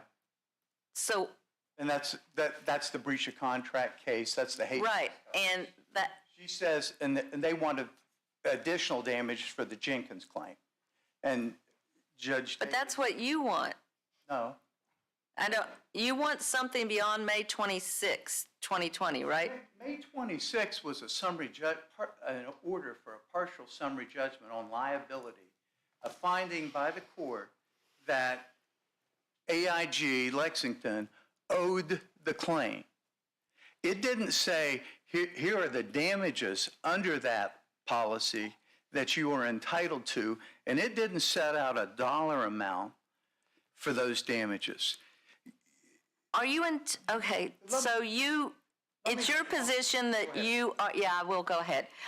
Is it your position that you are entitled to attorney's fees for bad faith litigation in West Virginia? See, I don't like the word bad faith litigation. Okay, what do you want to call it? In terms here, all right? What do you want to call it? Well, I think what it should be called is the type of case that you're pursuing, whether What type of case were you pursuing after May 2020? Okay, and you're saying that based on, what case did you say, Thomas, that you can recover attorney's fees for hayseeds litigation, I think under Hayseed, regardless of LeMaster's, which is like 20 years after Thomas? correct. Okay. Masters is not on point. Well, maybe, what about, should we ask the West Virginia Supreme Court then? Well, Should we certify it? I prefer you didn't, because I think you're perfectly capable of this. But, you know, unlike, in this case, unlike the Masters, they had settled their insurance claims. We never settled our insurance claims, Your Honor.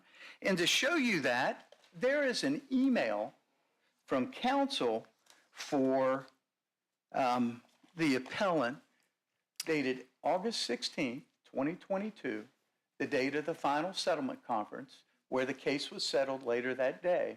And that email expressly sets out that there is a dispute, and there has been a dispute for this period of time, over the value of the damages under the policy. So our policy claim was never resolved, Your Honor, never. And the judge was absolutely correct in finding that the unsolicited check was nothing more than an offer to settle. The court reviewed that issue on 3 separate occasions. And on every occasion, the court ruled consistently that that unsolicited check was nothing but an offer to settle the insurance claim that was rejected. Now, the court did enter an order saying that the parties did agree at the final settlement conference on August 16th, 2022, to the resolution of the insurance claim. Is that, so that's when you say the case was resolved? Yes, ma'am. August 2022. August 16th, at the final settlement conference, we spent a day negotiating the case. We put the settlement on the record, and it's memorialized there that day. But prior to that, no. Mr. Mundy, is it your position that from the time of partial summary judgment until this May 2022 date, that the court is incapable of segregating or aggregating the time spent on the unfair trade practices claim versus the breach of contract claim? Well, let me expand that with one caveat, if I may. Under Hayseeds, Mr. Massey read you the damages the West Virginia Supreme Court outlined that a party may recover under Hayseeds. You know, the value of the policy, net economic loss, annoyance, aggravation, inconvenience, reasonable attorney's fees. All this is if you substantially prevail. And then if appropriate, punitive damages. So to pursue those damages, yes, there was never a settlement of the insurance policy claim. There was never a settlement of the annoyance, aggravation, inconvenience claim, the net economic loss, the attorney's fees, or any kind of punitive damages. And I understand you believe Thomas allows you to pursue those if, in fact, that case says what you've said. I got that part. I'm simply asking, assume that Thomas says exactly what you just said and you're able to continue to pursue fees in pursuit of those things. My question goes back to Judge Hyten's point, but can you separate out that work for the part of the work that you've already conceded you don't get attorney's fees for? I don't know at that, could you do that? Well, I'm gonna these tell you, I don't affidavits know. appear You to may do be it. able to do it, but I would tell you, just as a guy who does a lot of this work, those damage issues are basically, if not exactly the same, very similar. But what about paragraph 12 of all of these affidavits that say that they've specifically reviewed the work performed after May 26, 2020, and the work performed after that date was necessary and required to litigate the recoverable damages under hayseeds? Well, that's hayseeds damages. That's, But there is a way to go back to Judge Dawson's point, there is a way to separate what happened, the attorney's fees by date, between May 26th, 2020, when the partial summary judgment occurred, and August 16th, 2022, when the full settlement occurred, because you've done it in all these affidavits in paragraph 12. I didn't do anything about that in that regard on fees, Your Honor. I think that's a poor choice of words that the hayseeds claim. Wait, I don't know. Who submitted all these affidavits? Well, I assume I did, but the Okay. affidavits were, the attorney's fees were never challenged, the reasonableness of them, and that's what the affidavits were supported. The amount of the hourly rate was never challenged. So that language may be poorly authored, and if so, I'll take responsibility for some, if not all of that. But, Your Honor, I think that to find that the judge was clearly wrong in this case. Well, I don't, to take you back to the question, I don't think we have to find the judge was clearly wrong. I think we simply, or at least I'll posit, maybe all we have to say is, under LeMasters, you can't award damages for a Jenkins unfair trade practices claim, which means that at minimum, the trial court has to attempt to segregate what fees were attributable to what and what fees weren't attributable to what. Here, the district court made no effort to segregate them whatsoever. That's legal error. Why do we need to say anything more than that? Well, I think because the damages are the same under those legal theories, that I guess, let me phrase this a little different. Obviously, it seems to me that in order to make out an unfair practices claim, right, there are things I have to prove that are in addition to the thing I have to prove to make a breach of contract claim, right? that's true. What's an example of one of those? You know this area of law. What's one of the things I have to prove to make an unfair practices claim that I don't have to prove breach of contract? You have to prove, one, that the insurance company violated the Unfair Trade Practices Act. Number two, you have to prove that that violation occurred with such frequency as to constitute what's Okay, great. So that means general business practice. that means in order to make out a Jenkins claim, I have to prove that it happened to someone other than me, right? Yes, sir. Okay. Well, so, no, it could be you. It could be, but or it happened to me in a context other than this one context, right? It happened to me another time, right? more than one time. Okay, so why isn't this just as straightforward? If an attorney spends time proving that this happened to other people or happened to my client on an occasion different from this one, that's not a breach of contract claim and it's not recoverable, right? If I could demonstrate, if I filled out a timesheet that said, researched other people that this happened to, right? That is clearly not compensable in the context of a breach of contract claim, right? And I would agree. So then why doesn't the district court have to try to assess whether some of the time that was Because spent... that wasn't submitted. That type of time was not submitted under this fee petition. Because why? Because you didn't specify the time with that level of detail? No, I understand. I've done this. This is my first rodeo. I've done it a few times, and I think there's a lot of law. I mean, this may be getting a little bit off track, but I do not request attorney's fees for Jenkins claims. Okay, so to think that I would submit those to this court that I've dealt with before on these issues, I wouldn't do that. I wouldn't have submitted that time. And really, But why wouldn't you go back before the district court and have that discussion so that he could in fact make a finding that, Either it wasn't including these Jenkins claims, or in fact, you can't segregate them. You can't separate them. Well, why wouldn't we do that?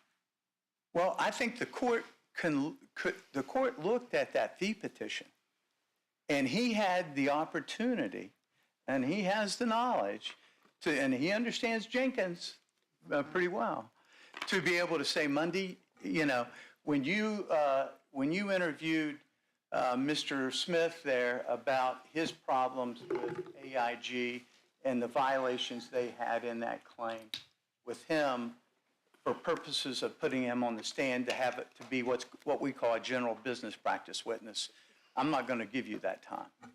Well, that stuff was just simply not submitted. I mean, and that's the point. I think that's the point that that we've all been trying to make, that it wasn't submitted. The court didn't have the opportunity or didn't take the opportunity to make that determination. And you may well be right that that you didn't request any attorney's fees for Jenkins, but why shouldn't the district court make that determination in the first instance? I think he did. Where? I think he did in awarding the fees, because he had the opportunity to look at the fee petition, and as I said, he understands what the elements of each claim are. And if I would have, what if I would have submitted I did some work on a 42 USC 1983 case, and I billed my time in this one. He would understand that was not related, and he wouldn't allow me to be paid for that.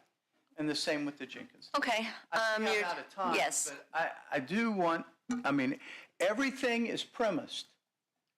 Please understand, everything in their arguments are premised upon this court making a finding that the district court was clearly erroneous in finding that check was just an offer to settle. Because if we don't... All right, thank you. Thank you. It's a pleasure. Appreciate the argument. Mr. Massey, now, can you respond to that? Is everything premised on us finding that the district court was clearly wrong in finding that was an offer of settlement? No, Your Honor. Okay, and why not? Is summary judgment is when the vindication of the claim happens. That's when the litigation turns from... So whether that check was a settlement offer or not a settlement offer, it doesn't matter for your argument. You still would win in your view? Yes, Your Honor, because after that day, May 26, 2020, the litigation turns from, we're now not talking about benefits under the policy. That's been decided. Now the fight is, are you entitled to further damages, annoyance, aggravation, and inconvenience for hayseeds? Are you entitled to damages under the UTPA claim? And if you look at the fee petition that was submitted, you look at the bills, you look at the affidavits, it is crystal clear. After that date, the policy is no longer relevant. We go forward. And those fees are not recoverable. That's why, and in the briefs, I actually calculated the amount, should the court look at it that day. This is the amount that was submitted before that. But your position is all work done after that summary judgment order is out. So you're not looking to determine whether or not it fits into one bucket or the other. You're not looking at Jenkins versus Hayseeds. You're saying if there was work done, you don't get attorney's fees for it. That's the record, Your Honor. So what's your response to the discussion we've just had, though, with regard to this notion of if, in fact, those fees are recoverable, how you determine whether or not they were Hayseeds versus Jenkins? It's irrelevant. Under LeMasters, you don't get attorney's fees for efforts done to pursue Hayseeds claims or Jenkins claims. So your position is all or none. I know you want to discuss whether or not there is a hybrid, which is what we've been doing. You're saying, I don't want to talk about that. I'm just simply saying it's none, and there is no more discussion. I'm saying none after May 26th. Yeah. I'm saying and we didn't challenge the rate. We didn't challenge a single entry prior to that day. Whatever was done prior to the resolution, the vindication of the claim under the policy, those fees are entitled. Yeah. They are entitled to those fees.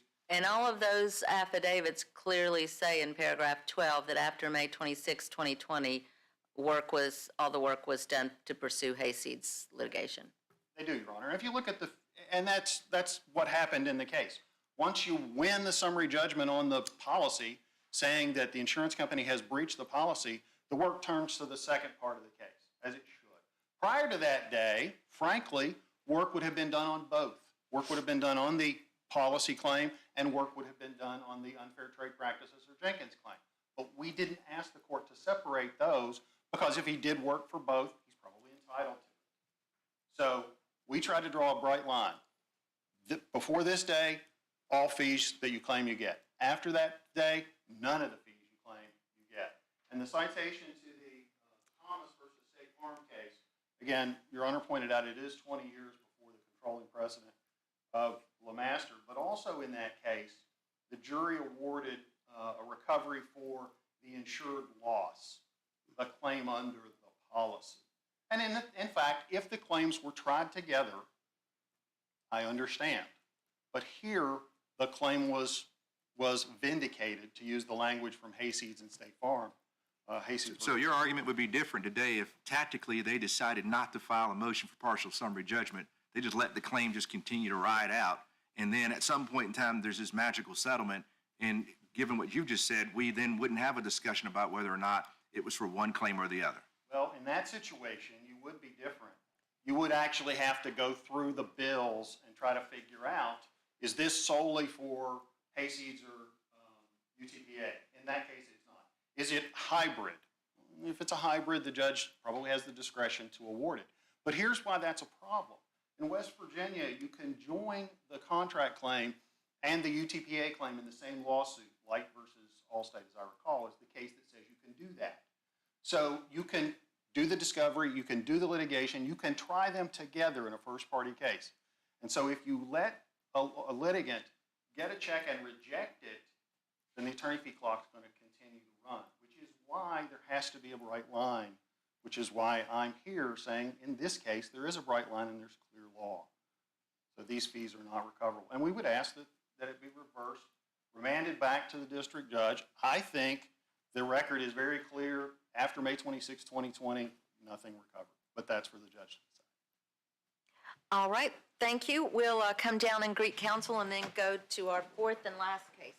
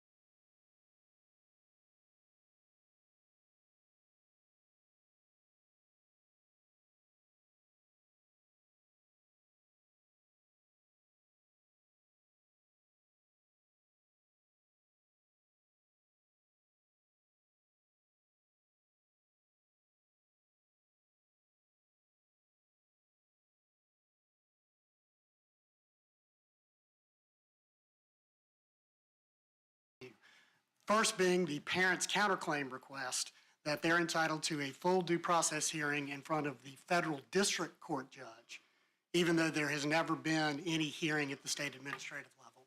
And I will address that issue during my rebuttal time today. The second issue and the primary issue before you as appellant at this court is whether or not the federal district court below and the second tier state hearing review officer applied the correct standard for the withholding exception to the statute of limitations under IDEA. And of course, that exception is very specific. It states that if the parent was prevented from requesting a due process hearing because the local education agency withheld legally required information. So 2 steps. If both steps are satisfied, if both questions are satisfied, then the statute of limitations is told, and it does not run. Can I ask you a threshold question? You, as I understand, you made this timeliness argument in the state administrative proceedings, right? Correct. And this is a timeliness argument. It's not, by indirect implication, it's a timeliness argument for suing in federal court, but it's not only a federal court, right? It's a timeliness requirement for seeking state administrative review. Does that make sense? It's not solely a time limit that applies to their ability to proceed in court. It's also a time limit that applies to their ability to seek state administrative review? Correct. Okay. So are you familiar with this court's decision in Johnson versus Charlotte Mecklenburg Schools? I'm not only familiar, I argued it. Great, great. So a question that I've been having is, why isn't what you're asking us to do not in tension with Johnson in the following sense? This was an issue about whether it was a timely complaint before the state administrative process. You raised the argument before the state administrative process that it was not a timely complaint. The state administrative process rejected it. And what you're essentially asking the district court judge to do is to say that the state administrative officer got the question of timeliness wrong. That they should, so that sounds like appellate review of the state administrative officer to me, which Johnson says we can't do. And what it also sounds like you're asking the district court to do is to essentially, I'm trying to think about the remedy you're seeking. The remedy you're seeking is basically an injunction. You want the district court to tell the state administrative officer, stop what you're doing because you don't have the authority to do this, which also starts to sound like appellate review of the state administrative officer, which I think is the thing that Johnson says federal courts can't do under the idea. So why don't we have a Johnson problem here? Your Honor, I have an answer for that question. Wonderful. I'd love to hear it. And I know this court is wrestling with the question of how Johnson is applied. You're wrestling with that in the CM case, which is also a Charlotte Mecklenburg School case that a decision will be coming out soon. What the standard is under Johnson is clear, is that there cannot be a remand. There's no appellate standard of review by the court below. We understand that. But where Johnson is easily answered as far as what is the impact of Johnson was answered 20 years ago by this court. And believe it or not, I was the lawyer standing in front of this court 20 years ago. And in that case, unpublished decision, ME. Okay, well, you had me right up until the words you said, unpublished decision, at which point we've not resolved a damn thing. Well, I'm hoping that that language will become published. And here's the language. Judge per curum decision in that case. The district court judge, Lacey Thornburg in North Carolina, federal district court, granted summary judgment on his own on behalf of the school district. And this court said, no, the order was for that to go back to the administrative hearing level because of a statute of limitations argument. So this was answered 20 years ago. What the remedy was a dismissal without prejudice to proceed on your remedies in state court. It's a dismissal without prejudice. Now let's apply this to this case. Sorry, I just want to make sure I understand so far. A dismissal of what? A dismissal of the federal litigation? Yes. Okay, so, okay. And that's what the court did in this case. If you'll look at what Judge Conrad did, he dismissed the case without prejudice and actually said, this now lies with the ALJ for a determination on the merits. He got it right. He said, I dismissed the federal case, and now you can proceed in state court. And the final point I want to make... Wait, I'm sorry, I'm just deeply confused, because this federal case began when your client filed a federal lawsuit. Yes, and I want to apply it to this case. Okay, great, because I'm confused right now. No, that's okay. That's okay. So he said that it's dismissed and the action now lies with the administrative court because he found the statute of limitation did not apply. So where are we in this case and how does Johnson apply to this case? First of all, we are aggrieved because the court below, the second tier administrative review officer, said that the statute of limitations did not run. You're aggrieved because you think they should have said, this whole thing is over, go away, and that's not what they did, and you're aggrieved by that, okay? Correct.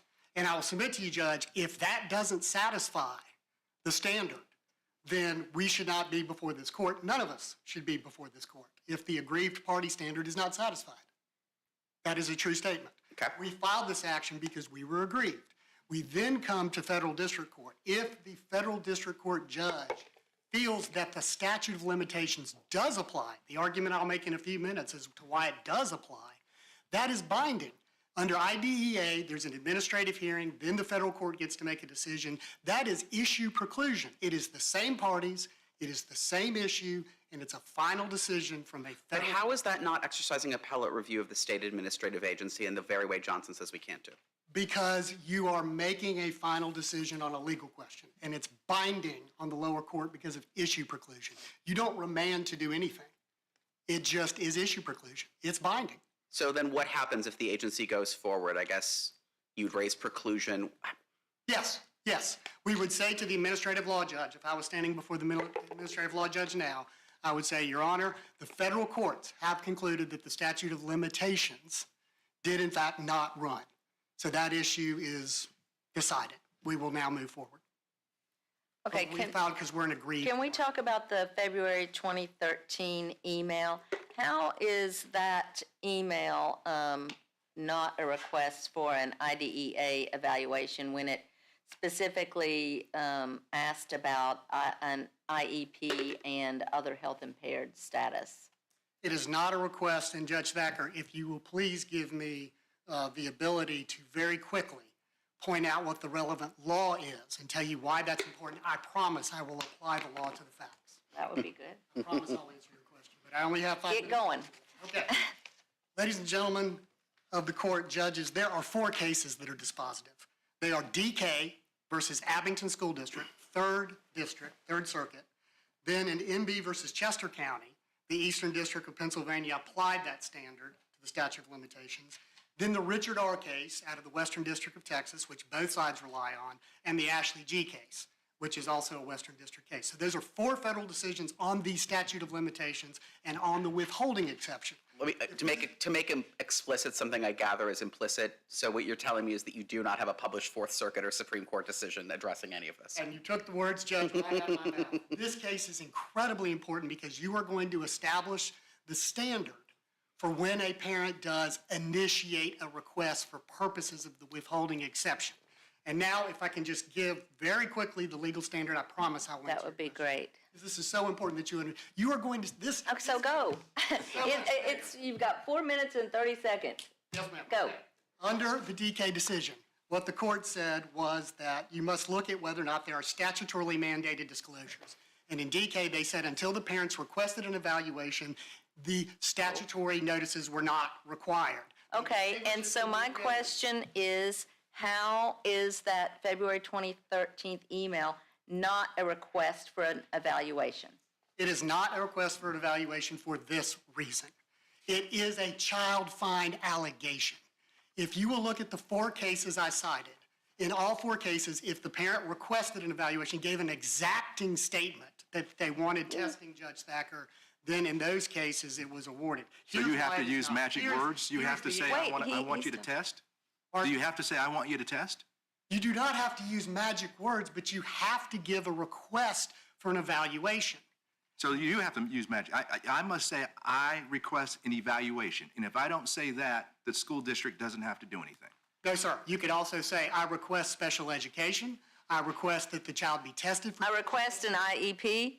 Yes, I request an IEP. Okay, they did ask about IEP resources, or if it would benefit the child, in that email. And here's what it's what the parent says that is so important. And what the parent said, if you look at the Joint Appendix, page 265, the exact language from the parent was, I would like to discuss all of these issues tomorrow. You have to look at this case in context. Tomorrow was a 504 meeting. They got together in the 504 meeting. They addressed all of the issues of concern, and there was never a request for any kind of testing or evaluation. And then after that date, there were 3 more 504 meetings. Well, before you get to the additional 504 meeting, so after that hearing, did the district say, we don't think you're eligible for IDEA assistance? We don't think you need it.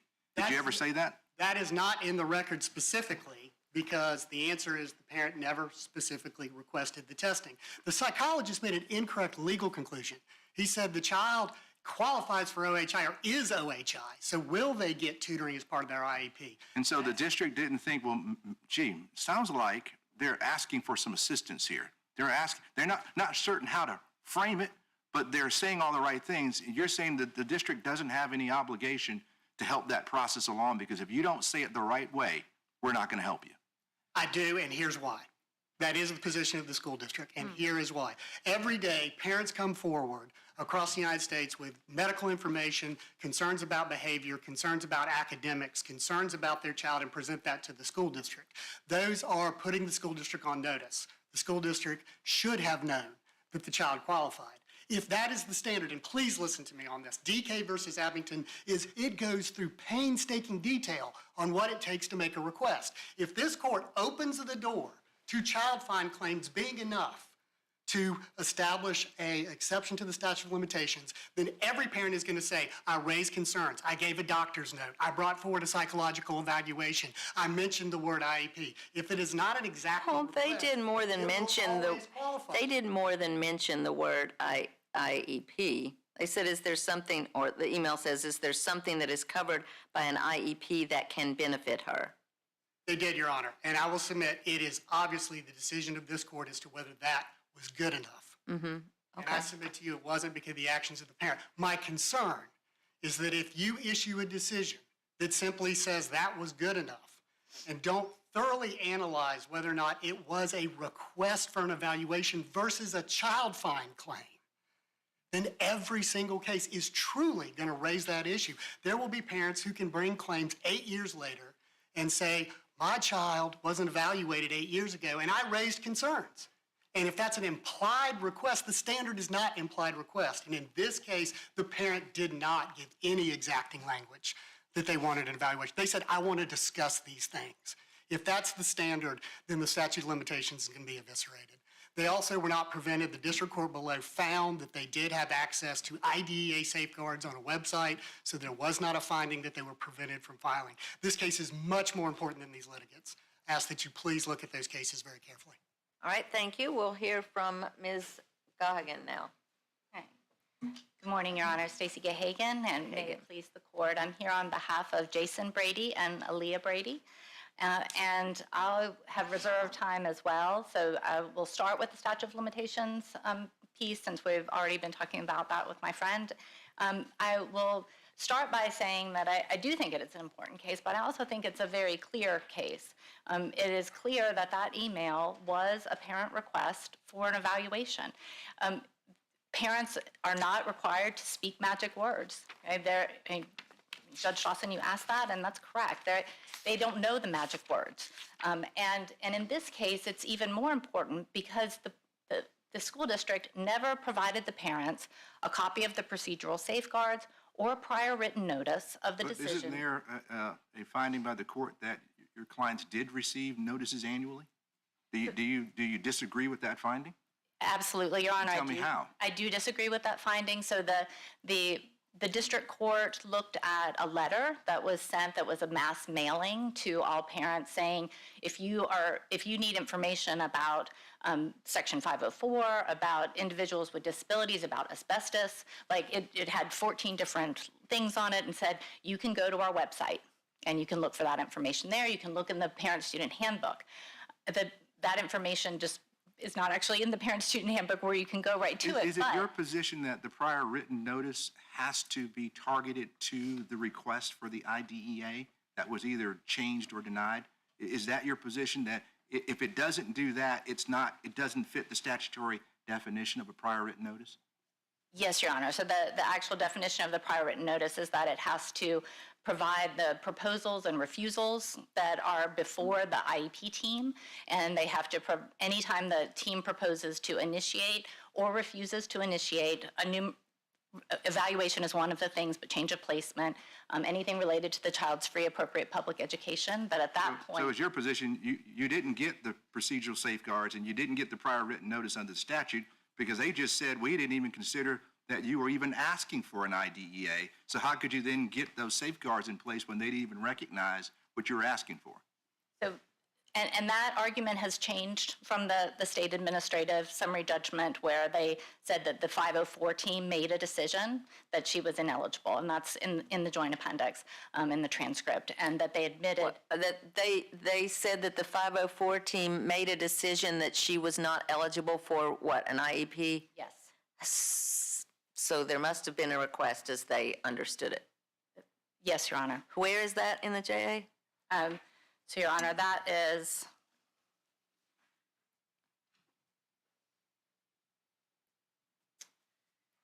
So, Your Honor, on the joint appendix, page 579 in the transcript, lines 4 through 7, they admit that there was no prior written notice given.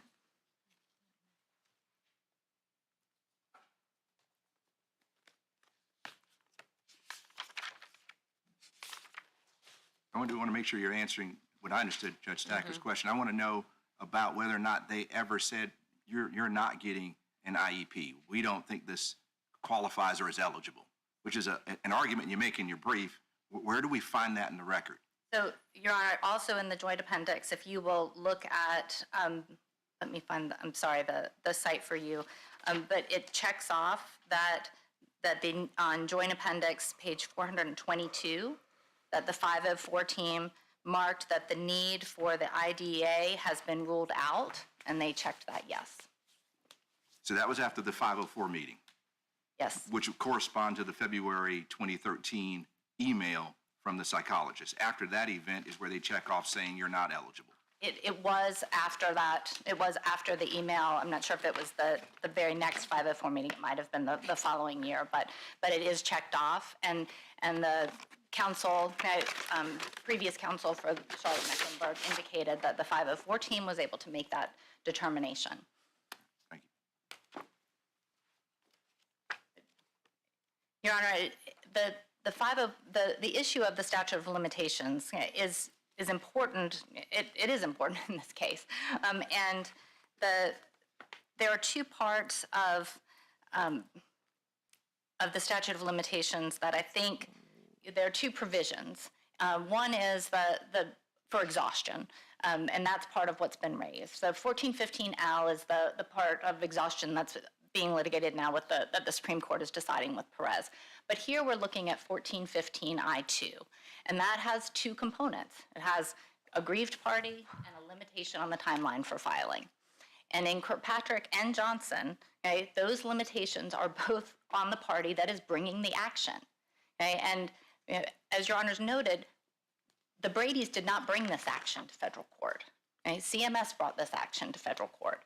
And under Kirkpatrick and Johnson, once an action is filed, once it's brought in federal court, the federal rules of civil procedure apply. And the Bradys timely filed their compulsory counterclaim under Rule 13.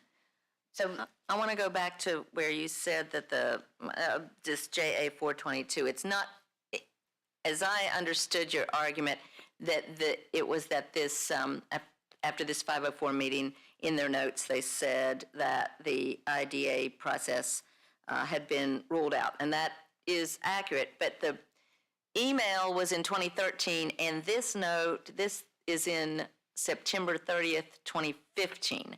Does that make a difference that it was 2 years after the email?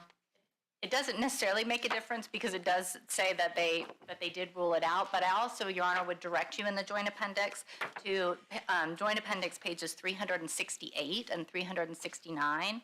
And if you'll look at those are handwritten notes that were provided as part of the educational record from the school district that note about the other health impaired. There's a printout of what that qualifies at, talks about her hospitalizations and what the criteria is for OHI. And that is dated at the same time of the February email. So that is very clear that those were things that someone in the school district took notes about at that 368 and 369, those were in 2012.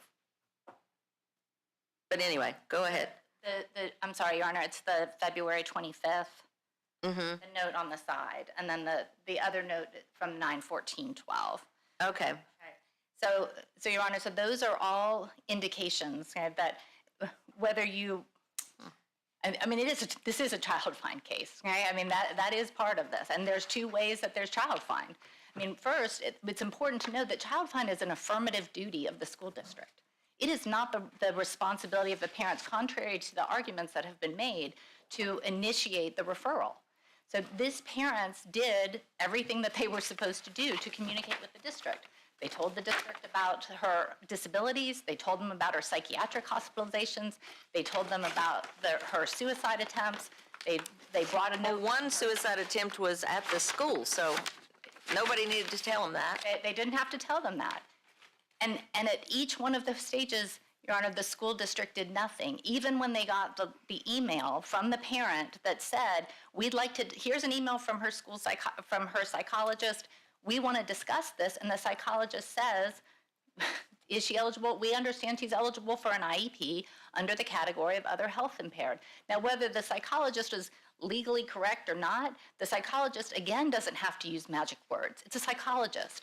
But I think the district court's opinion was very poignant in saying the school people knew what that meant. They're the professionals. They're the experts in this. They knew what they were asking for. And when they got that, it triggered a duty. It triggered a duty to do two things: to provide them a copy of the procedural safeguards, and if they had made the decision, as they argued below, that the 504 team decided that she didn't need an IEP, to issue a prior written notice refusing to evaluate her. I confess to having gotten a little lost in the weeds about what part of the argument is for what part of the appeal. So can I just ask you a question about the cross appeal? Yes. Can I? So the administrative process was commenced by your client, right? Yes. It seems a little bit weird to me to say that you don't have to exhaust an administrative process that because you weren't given proper notification that it's an administrative process that your client began. Help me understand why that's not weird. Like, the reason we have, like, as I understand the way exhaustion would normally work is someone runs into court and we say, did you exhaust administrative remedies? And they'd say, no. And what we would normally say is, get out of here. You have to exhaust administrative remedies. And then sometimes people have a reason to explain why they didn't exhaust administrative remedies, and we litigate whether they had to do that. It seems weird to me that to say that you were not required to fully exhaust in a case where you are the one who commenced the administrative process in the first place. Tell me why that's not weird. I'll do my best. Okay. So as far as the state administrative process goes, I mean, I think that's part of the amicus brief that was provided by COPA with regard to establishing the discovery rule in the Fourth Circuit. So the discovery rule is the date that a parent with reasonable diligence knew or should have known of the harm. That goes to their statute of limitations argument and whether or not you commenced the administrative process in a timely fashion. For purposes of this discussion, let's posit that you did, that you commenced it. But now what you want the district court to do is say, now just tell us that we win, even though we haven't actually finished the administrative process. No, Your Honor, what we want the district court to do is to take additional evidence and to decide this case. We want the case to be heard. Right, but normally speaking, if you went to district court and said, I'd like you to take evidence and decide it, we would say, did you exhaust your administrative remedies? And if the answer was no, we would say, get out of here, go do that. And you seem to want to not have to finish the administrative remedies. That's correct, Your Honor, and that's because the reason, the legal basis for telling us to get out of here and to go back and exhaust is 1415 I-2. And 1415 I-2 sets limits for the party that is bringing the action, and it provides particular limits. And this court has already said that the person that files the counterclaim did not bring the action, and those limitations do not apply. And so to the extent that if Your Honor does believe that those apply, I mean, we contend that they don't, and under the analysis of this court previously. But if you contend that they do, there are three exceptions to exhaustion: and futility. And the Ninth Circuit and the 10th Circuit have both said that have found in different cases that when parents have done enough to try to open the courthouse doors, they're not going to keep sending them back. Okay? This case was the original petition in the Office of Administrative Hearings was filed in January of 2018. It just seems like it's taking longer than we'd like is a weird way to describe futility. But Your Honor, the futility piece is when it was remanded from the State Hearing Review Officer. By statute, the ALJ had 45 days to issue a final decision in this matter, and she did not do that. Let's posit that I find that argument completely unpersuasive. Do you have another one you'd like to make? I do, Your Honor. Great. I mean, I would say that there is only so many times that if you look at what these parents have done, they filed in the administrative hearing after they received advice from an attorney, not because they ever received a copy of the procedural safeguards, ever, even after they filed due process, okay, from Charlotte Mecklenburg. But they've received advice from an attorney that you have rights and here's the process that you have to go through. They filed in the administrative proceeding. Okay, they appealed. They went back to the ALJ. She didn't calendar it. They appealed. They brought it to district court. We responded. We thought that because there was conflicting decisions, that a remand was possible. When Johnson was issued and they amended, we filed a counterclaim. So, and I see that my time is up. Thank you. All right, thank you. Mr. Campbell? Thank you, Your Honor. Just very quickly, the notation about the excluding the child from eligibility under IDEA came in 10th grade, and the email was in the 7th grade. So a lot of time passed between those two.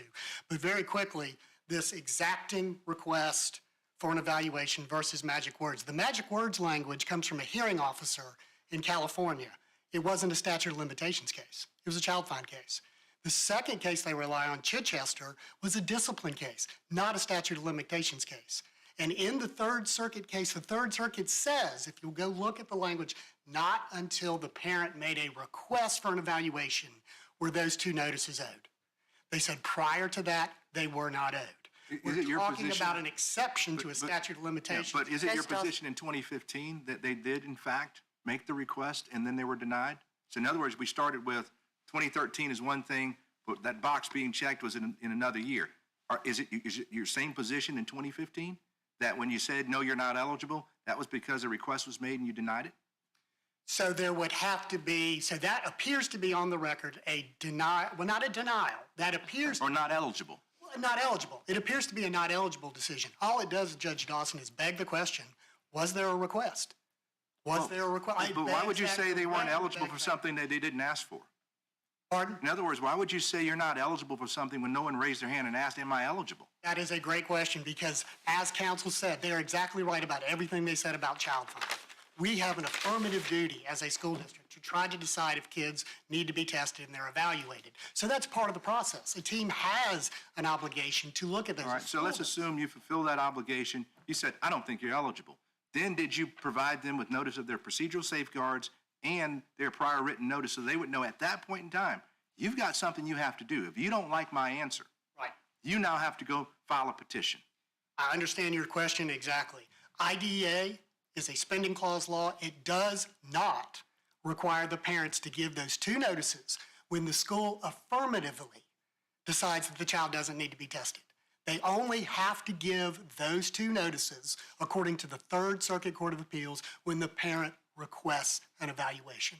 This is a very exacting equation. No, they do not have to give those notices when a parent simply puts the school district on notice or the school district unilaterally decides not to evaluate and tells the parent, we don't think your child is eligible. So, but in the record, we spent a lot of time talking about all the annual notices that were sent, and that is your way of saying I'm shielded and protected because, look, I did what I was supposed to under the law. You're telling me, well, we really didn't need to do that, and therefore those findings by the court aren't really important because those notices really weren't required. No, sir, that's not what I'm saying. Child Find has an obligation to tell the world, to tell all parents what might be available for their child. And every year sending a letter saying, your child may be entitled to IDEA rights and here's where to find them. That's part of Child Find. That's part of Child Find. We do have that obligation, and it does meet Child Find. What the courts have said, though, is you've got to take that notice and apply it to the withholding exception to the statute of limitations as to whether or not the parent was prevented. We do have an obligation, and yes, sir, we do that. If I could address the co-counsel's, my friend's argument on the counterclaim. Yeah, why isn't this a compulsory counterclaim? It's not a compulsory counterclaim because, and I will quote the language exactly from Kirkpatrick that is cited in the brief of the parents, and that is that the claim must arise from the same administrative hearing and review officer's decision. That's what makes it compulsory. Wait, what are you quoting from?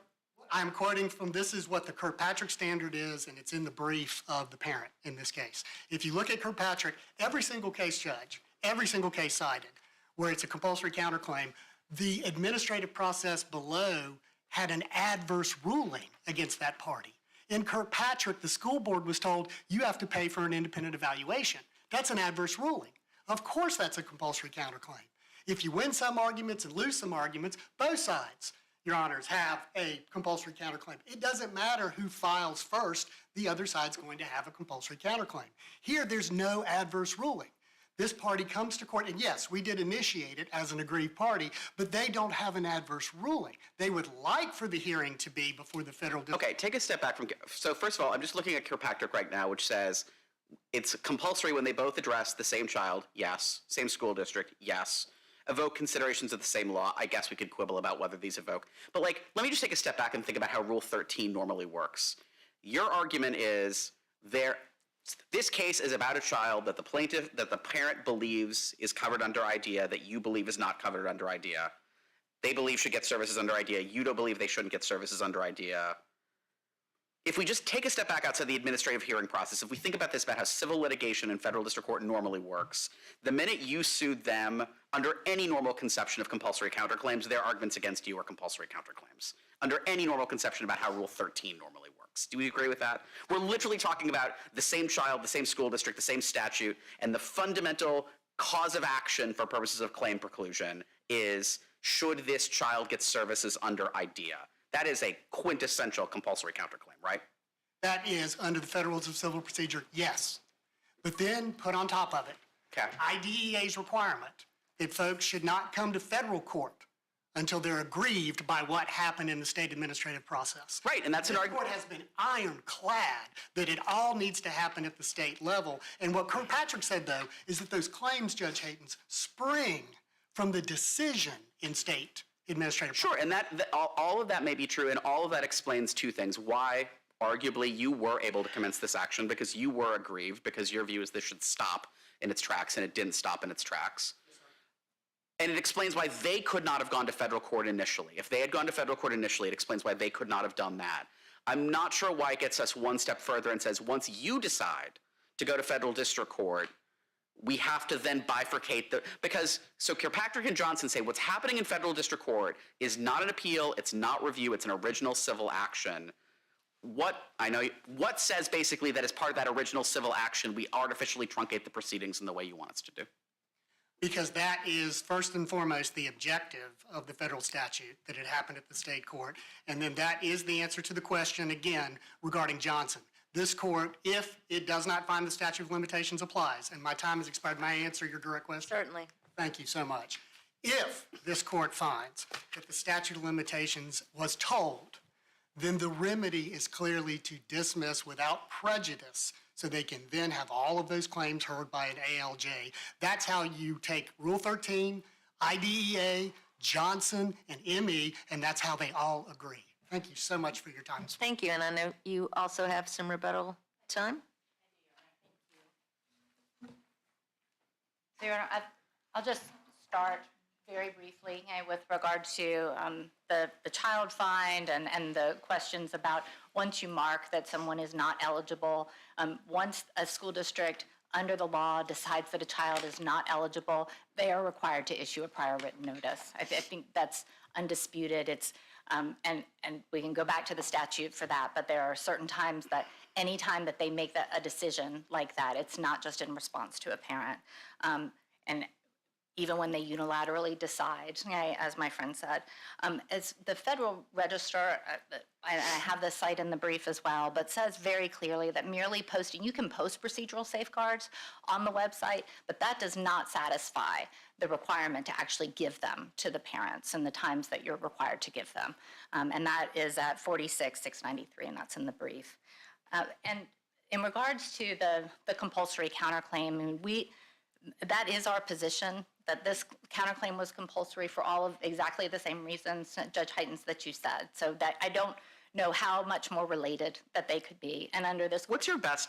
I mean, I've gone back and looked at the briefs, and I mean, I agree with. I'll just repeat everything I said before, but like, I think this does seem like a compulsory counterclaim. But when I look at your brief, I don't see a case that deals with this particular situation under IDEA, right? Are you aware of any?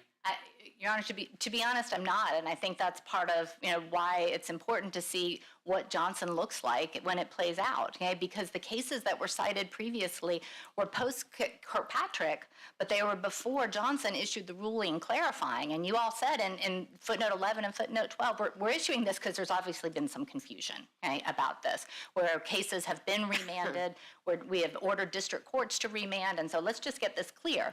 Once there's an original civil action, this is where it stays, and the federal rules of civil procedure apply. So I am not aware of that. The cases that I am aware of are the ones. Can I take a step then back further? Are you aware of any cases? I mean, this is essentially Federal Rule of Civil Procedure 13 has a compulsory counterclaim rule. IDEA has an exhaustion rule.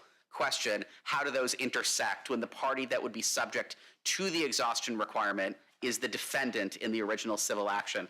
Are you aware of any other sort of, in principle, this could come up in other areas of administrative law too. Are you aware of any cases that present that? What is the relationship between the statutory exhaustion requirement and the compulsory counterclaim rule? Your Honor, all the cases, and we've cited these in our briefs from the Third Circuit, from the Fifth Circuit, okay, and from this circuit, have all found when they've dealt with this issue that those limitations do not apply. Which this issue? The issue being the limitations that are under 1415 I-2.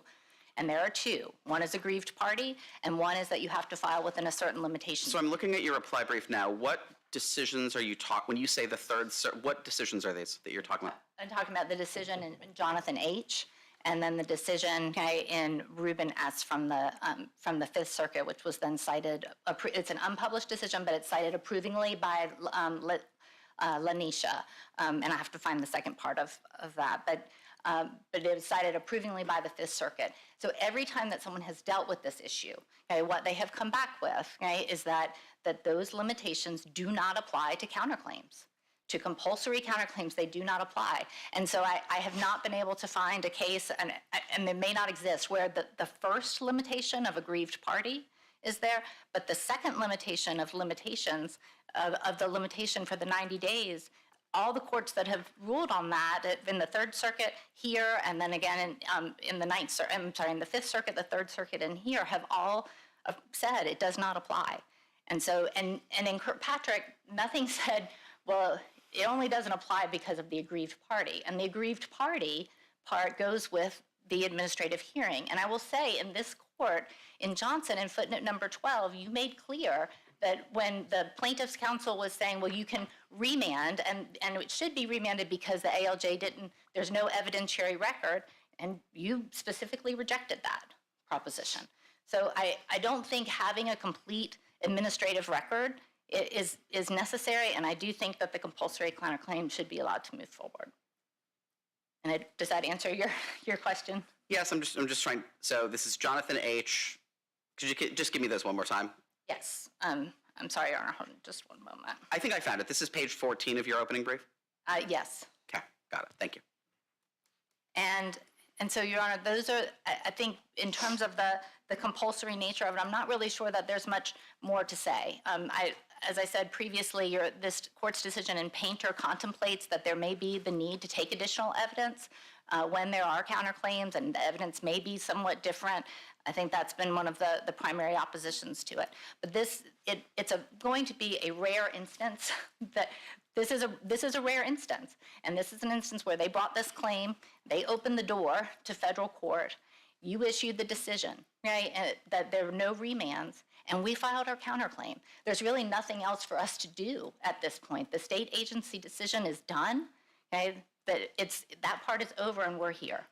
And we respectfully ask you to remand this to the district court to uphold the finding of the statute of limitations does not bar the claims, remand it to the district court with an order to take additional evidence, and allow the Brady's claims to finally be heard. And if there's no further questions, I'll cede my time. Other questions? All right, thank you. Thank both counsel for your arguments, and we'll come down and greet counsel and adjourn court until tomorrow morning.